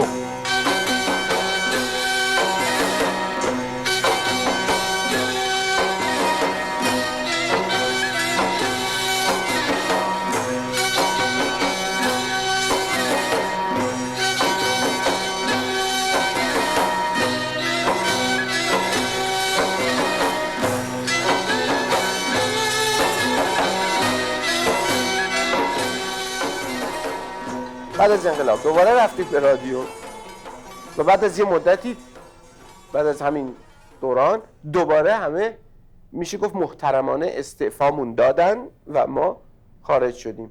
این نقطه گسل و گسست ما بود از جریان رسمی موسیقی در ایران، جریان رسمی اداره‌ای، و نقطه خداحافظیمون هم کنسرت برای بنیاد شهید باغ ارم بود. یه روز اومدن کانون چاووش و با آقای لطفی صحبت کردن، گفتن که برای خانواده شهدا که از شهرستان میان بیشتر، شما بیاید برنامه اجرا بکنید.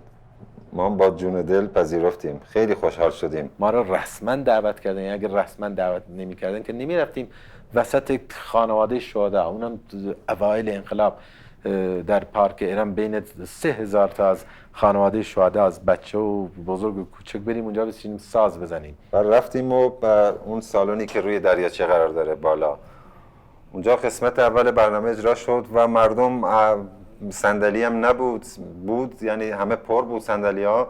اون ته سالن هم دور تا دور مردم همینجوری نشسته بودن. گروه نعل اسبی می نشست به خاطر اینکه صدای همدیگه رو بشنون. خوانندمون هم آقای ناظری بود. دو بخش بود کنسرت ما. بخش اولش که یه سری سرودهای انقلابی و همون که اون موقع کانون چاوش اجرا می‌کردیم دیگه. تیپ شنونده رو که نگاه می‌کردیم دیدی که قالب اونا بین خانواده شهدا بودن، خانواده شهدایی که با خانواده شهدا به مفهوم امروزی خیلی متفاوتن. یعنی بعضی از عزیزانشون حتی چند روز نبود که مثلا از بین رفته بودن و شهید شده بودن، بیشتر خانم‌ها بودن و بچه‌ها بودن. بعد قسمت دوم شد، ما رفتیم ته سالن، چون من نبودم تو برنامه‌شون، گروه شیدا بود که همین کاروان رو اجرا می‌کردن. وسطای کار من یادم سولو می‌زدم، آقای ناظری هم داشت شوشتری می‌خوند، وسط اون بقیه گروه هم پایه گرفته بودن. سرای خورده به پایین برای اینکه تمرکزی پیدا بشه اونها.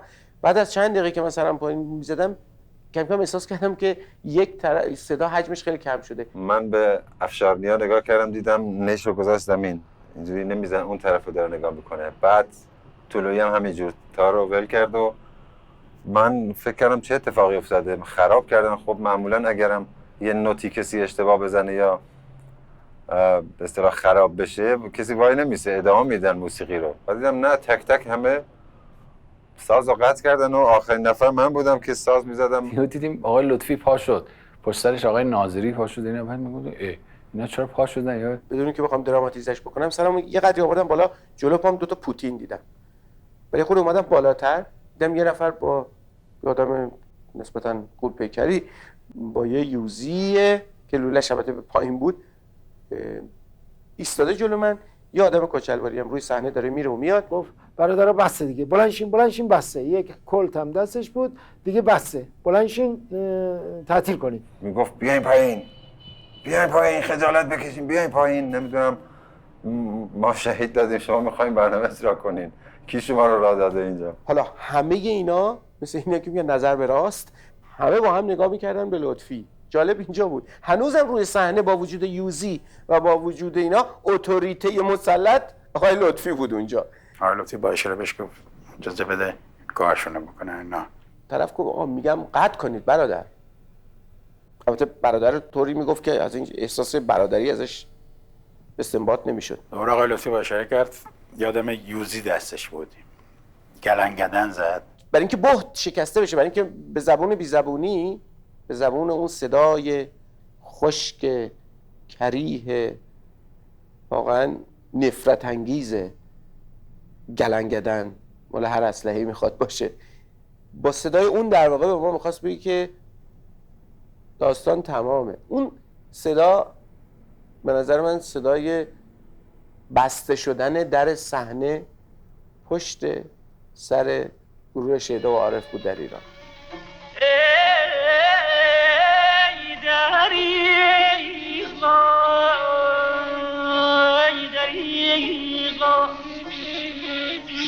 ای دریغا ناز و کارای تنش، بوی خون می آید از پیراهنش. تمام مراکز موسیقی تعطیل شده بود دیگه. تمام شرکت‌های تولید کاست، شرکت‌های بسیار عظیمی مثل CBS و کاسپین و نمیدونم تمام اینا بسته شده بود و اون شرکت اوج که ما با آقای اردهالی کار میکردیم، هر ماه یک کار باید ارائه میدادیم و هر کدوم 10,000 تومان میگرفتیم، همه اینا تمام تعطیل شد، به صفر رسید. وضعیت مالی وضعیت بسیار بحرانی بود، به صورتی که من مثلا یه تار لطفی به من فروخته بود به قیمت 35,000 تومان و دیگه این تمام عشق من بود، تمام زندگی من بود و من چیزی نداشتم و من ناچار شدم برای یک اجاره خونه 1600 تومانی این تار یحیی رو بفروشم. میدونید چرا؟ برای اینکه کسی رو نداشتم که ازش این 1600 تومان رو بگیرم. بچهای دیگه هم همین وضعیت رو داشتن. میدونین همه نیاز داشتن، همه جامعه به پول نیاز داشتن که بتونن ادامه زندگی بدن. خیلی اصلا در این مقاطع اصلا کار موسیقی رو گذاشتن کنار، کار حسابداری کردن، کار دیگه کردن، فروشگاه زدن. خانم علیزاده با خانم شکارچی مثلا قرار گذاشتن چرخ خیاطی داشتن و خیاطی میکردن، سری دوزی میکردن. ما گاهی وقتا مثلا میوه فروشی میکردیم، من گاهی وقتا سیگار میفروختم و بقیه هم داشتن به سختی زندگی میکردن. وضع بچه‌ها اون موقع خیلی بد بود. من یادم نیریز که به دنیا اومد پول شیر خشکش رو من نداشتم سال 60. اصلا در تخصص من نبود، ولی برای امرار معاش کار کودکان میکردن. لطفی شاید از نظر مادی تأمین بود، چون خب به هر حال خانواده نسبتاً پولداری داشت تو گرگان، میتونست پدرش اینو کمکش کنه و کما این کارو میکرد. اون نیازایی که بچهای دیگه داشتن خب لطفی نداشت. تمام اینا قابل پذیرش بود به نظر من تا یه دوره که دیگه اون تب و تاب افتاده بود و میبایست مثلا یه فکری برای این بشه از جانب بزرگترها. خب ما هم دانشجو بودیم هم کم سن و سال بودیم. خیلی مثلا آقای لطفی با من تفاوت سن نداشت، ولی به اصطلاح دنیا دیده موسیقی بود. یه موقعیتی داشت، یا آقای علیزاده هم همینطور، یه موقعیتی داشت که میتونست فکر کنن اینها به نظر من با درایت‌تر عمل بکنن. تو دستگیر شای خضر پی خجسته که من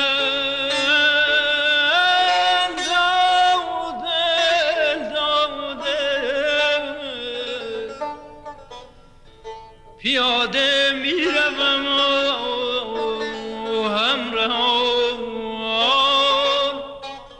سواران.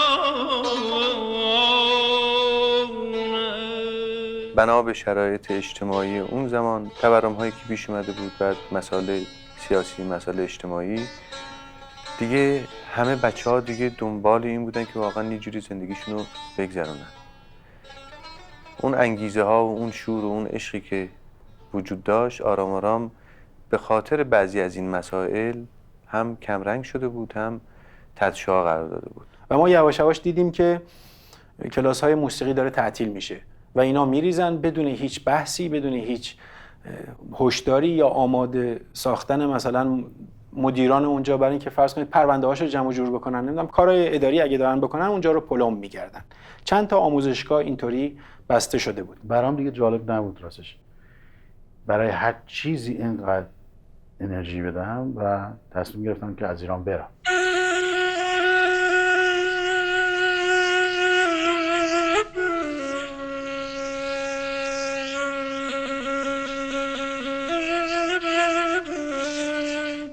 و بعد از یه مدتی هم آقای لطفی هم رفتن سفر به خارج و به هر حال بچه‌ها تنها موندن و چون به هر حال آقای لطفی و آقای علیزاده از لحاظ سنی هم بزرگتر بودن و از لحاظ هنری هم به هر حال یک مرتبه بالاتری داشتن نسبت به بچه‌ها احساس تنهایی کردن، احساس بی سرپرستی کردن. خب یکی از دلایل فروپاشی این گروه میتونم بگم جدایی خود من بود. یعنی ما به خاطر یه شرایطی که تو زندگیمون به وجود اومد از هم جدا شدیم مثلا.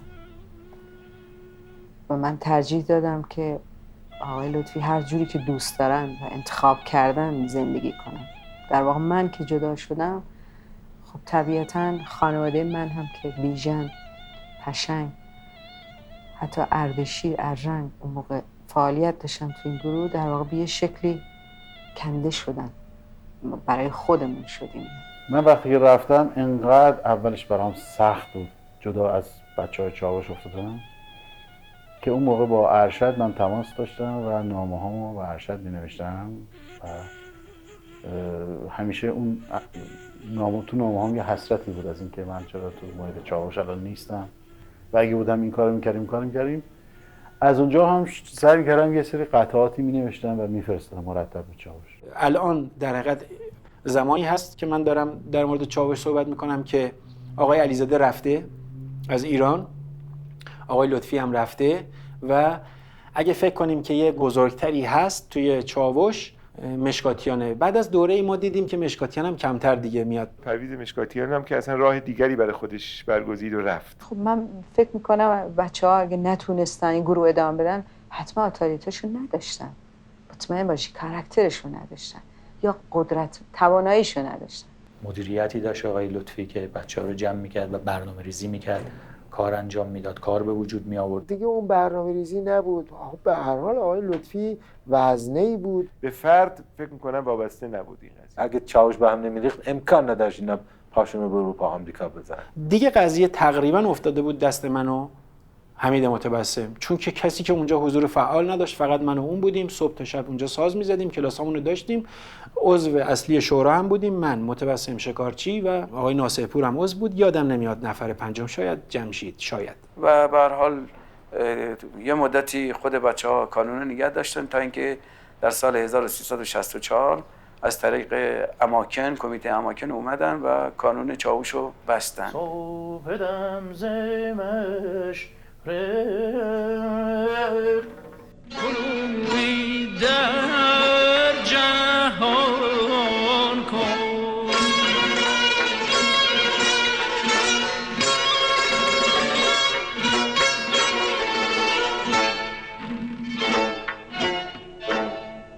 تیر غمزه اندر کمان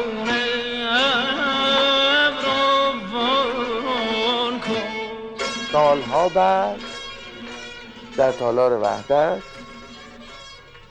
با مبالغ زیادی روغنکاری ها و مذاکرات و عوض شدن های جامعه و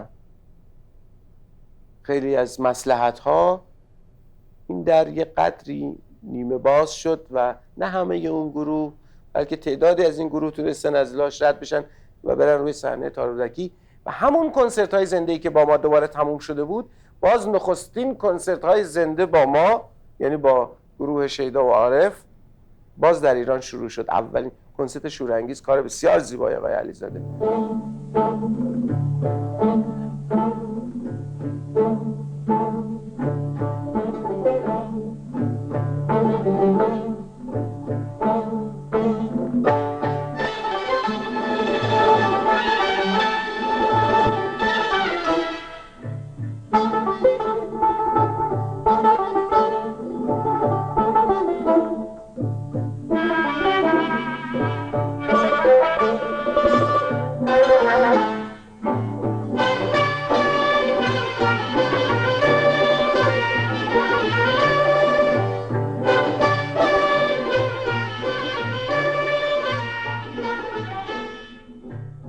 وقتی من اومدم فکر کردم که دوباره این دوستان رو جمع بکنم و بتونیم یک کنسرت اجرا بکنیم که در واقع یک تداعی خاطره برای مردم باشه و در این حال نشون بدیم که چاوش فکر بوده و این فکر زنده است. خب یه جوری ما هممون مو به تنمون سیخ بود که حالا چی میشه؟ حالا ما داریم یه دری که پشت سرمون با چه میدونم با لگد بستن دارن با نرمش باز میکنن. ضمن اینکه اولین ملاقات هم بود دیگه، مثل دوتا ما و مردم.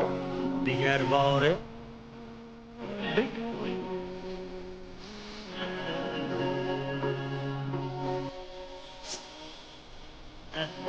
بجا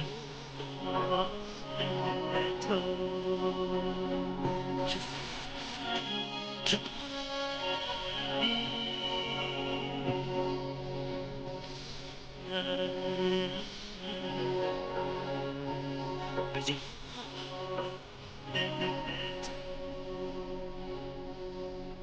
بدون اغراق حدود 3-4 ماهی میتونم بگم من این فکا مثلا درد گرفت، یعنی از بس که حرف زدم با این بچه‌ها و اینا رو تونستم قانع بکنم و یه جوری سر شوقشون بیارم که بیایم دوباره در کنار هم کار کنیم. 2 مرتبه تمام بچه‌های گروه شیدا و عارف رو جمع کردیم که عکسش اونجا بود که اون کار شورانگیز و راز و نیاز و صبحگاهی رو با در واقع این رو اجرا کردیم.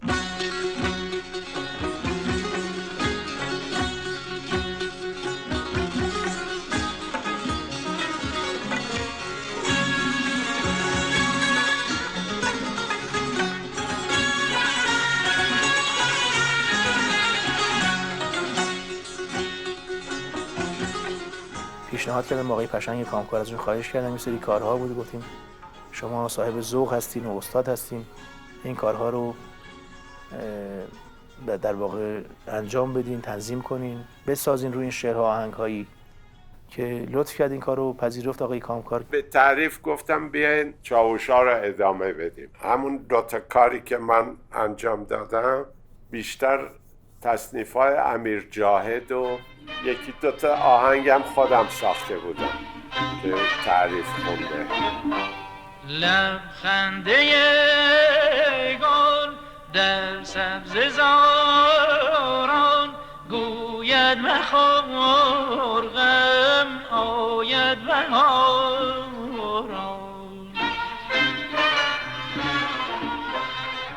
آقای مشکاتیان و آقای شجریان تصمیم خودشون رو گویا گرفته بودن و یه جلسه گذاشتن، بچه‌ها رو بدون که بیان تو چاوش خونه‌شون دعوت کردن، مثل اینکه خونه آقای مشکاتیان، و از همه بچه‌ها دعوت کردن که بیاین گروه تشکیل بدیم. من اساسا این دعوت رو پاسخ ندادم و نرفتم. بقیه دوستان رفتن. آقای متبسم رفته بود اونجا و کلی مباحث رو مطرح کرده بود که چرا اینطوریه چرا اونطوریه، باشیم در صحبت بکنیم در چاوش و اینها، و ایشون هم با هیچ نتیجه‌ای نرسیده بود. کامکارها و چند نفر دیگه به هر صورت اونجا با هم دیگه یه گروه تشکیل دادن، یعنی دوباره گروه عارف رو پیریزی کردن. ما و تعدادی از بچه‌ها با آقای مشکاتیان همکاری کردیم و با آقای شجریان که تولیداش هم مشخص نوار مرکبخوانی و نوار بیداد و بعد نوار دستان و از اون به بعد از اونا.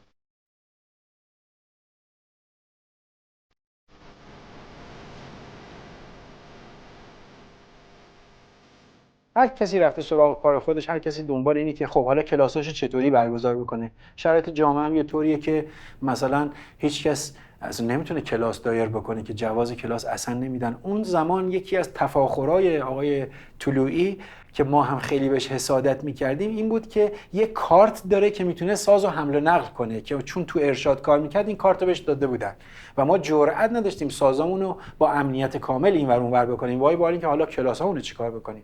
من کلاسامو بردم تو خونم، اون کلاسو برد تو خونش، هر کسی فکر کرد که چه کار بکنه. بعد از 12 سال که آقای لطفی برگشت، یک جلسه گذاشت و یک اساسنامه ای را آورد در اون شورا که تمام بچهای گروه شیدا و عارف بودن به اضافه آقای شجریان و دیگران.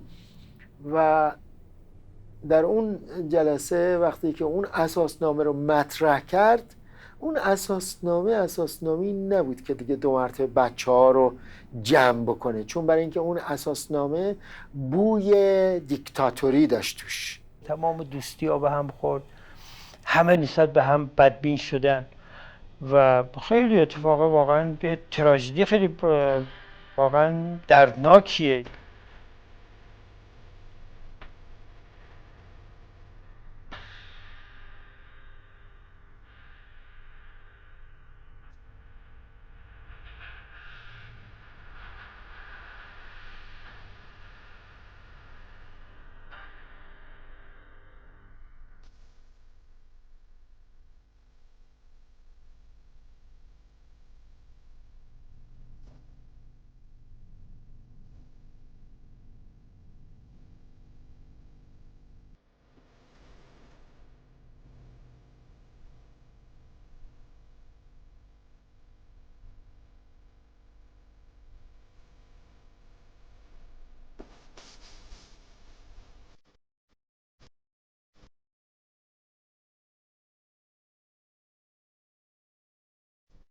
به هیچ وجه نقش مثبت چاوش رو در تاریخ موسیقی ایران نمیشه در واقع ندیده گرفت. جریانی در دور چاووش و اهداف چاووش وجود داشت که مستقیما مربوط به ایران میشد، مستقیما به فرهنگ ایران میشد. در واقع نشون داد که موسیقی ایرانی میتونه یک موسیقی اجتماعی باشه، میتونه موسیقی متعهدی باشه، میتونه همراه با مسائل مردم باشه، اما هنری هم باشه. رابطه‌ای که با مردم برقرار شد از طریق موسیقی، من فکر کنم در هیچ دوره‌ای به این حد تأثیرگذار نبوده. و مردم اهل اقدام شدن، قیمت ساز بالا رفت و به ناگهان خون و جان جدیدی در موسیقی و در موسیقی ایرانی دمیده شد. فکر میکنم کمتر جایی باشه که شما نتونید یه رد پای چاوش ازش سراغ نگیرید، حتی آدما. اسم چاوش رفت ولی هنرمنداش روز به روز پیشرفت کردن. همه بعدها آهنگسازیشونو کردن، گروهشونو تشکیل دادن، تکنوازیشونو کردن، کارشونو به صحنه بردن. ما در سنندج پهلوی مرحوم پدرمون مقدمات رو کار کردیم، به صورت گروهی نیمه حرفه‌ای شروع کردیم به کار، کنسرت‌های بسیار زیاد، ولی کانون چاوش ما را حرفه‌ای کرد. والا من میتونم بگم که خب هر چی دارم و این تفکری که الان دارم و موسیقی که دارم اینا همش اون موقع شکل گرفت. روی من تأثیری که چاوش گذاشت به من یه خط موسیقی داد، خطی که به هر حال همچنان من دارم دنبالش میرم دیگه، تا ابد آدم میره. هم خاطره است، هم رو من خیلی تاثیر زیادی گذاشت که من توی این مدت با هیچ گروهی نتونستم. هر کجا این بچه‌ها بودن من همیشه دیدم کارهای موفقی اجرا شده و این فکر می‌کنم سرچشمه اصلیش همون کانون چاوشه. و بعد این اکیپ دست به دست هم میدادن، میدونی چقدر میتونستن کار بکنن، همه متفرق شدن. آینده رو خیلی خوب میدیدم، احساس میکردم که این کارها، این رنجها، این زحمت‌ها، اینا باید، این کارها باید بشه تا در آینده نتیجه بده و آینده‌ای که برای من روشن بود. اون موقع احساس میکردیم بیمه خودمون رو بیمه عمر کردیم با این حرکتمون، چه نظر حسی و معرفتی عاطفی، چه نظر مادی، از هر نظر. الان به هیچ وجه همچین فکری ندارم. مثل چاووش دیگه بعیده، برای اینکه اصلا زمانه عوض شده، اصلا نوع نگاه و موسیقی اصلا عوض شده، آدم‌ها اصلا عوض شدن. تأثیر و تأسفی است که چرا خوب شروع شد ولی بدجوری داد تموم شد. این خیلی برای من سنگین بود مسئله. کلاً یه ظلم بود، اصلا یه برای اینکه اگر بود و ادامه میداد اصلا داستانش خیلی فرق میکرد. فکر میکنم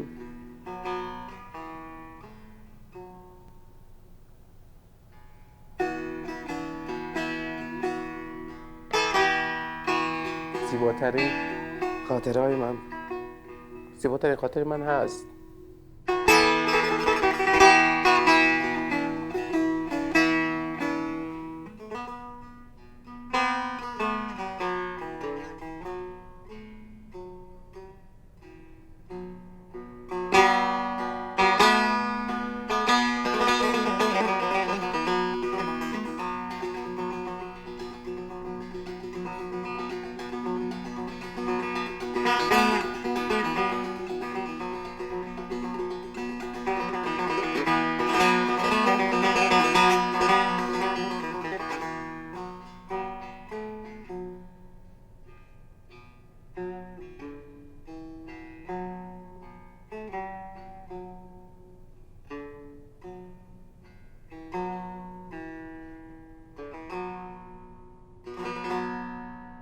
آدم همیشه یاد گذشته میکنه، شاید یه ذره غم باهاش بیاد، ولی من همیشه هر وقت یاد چاوش میکنم و یاد اون دوران، فکر میکنم که در تک تک ما اثر بسیار مثبت داشته و ما امید رو و همبستگی رو در واقع در چاوش با هم دیگه تجربه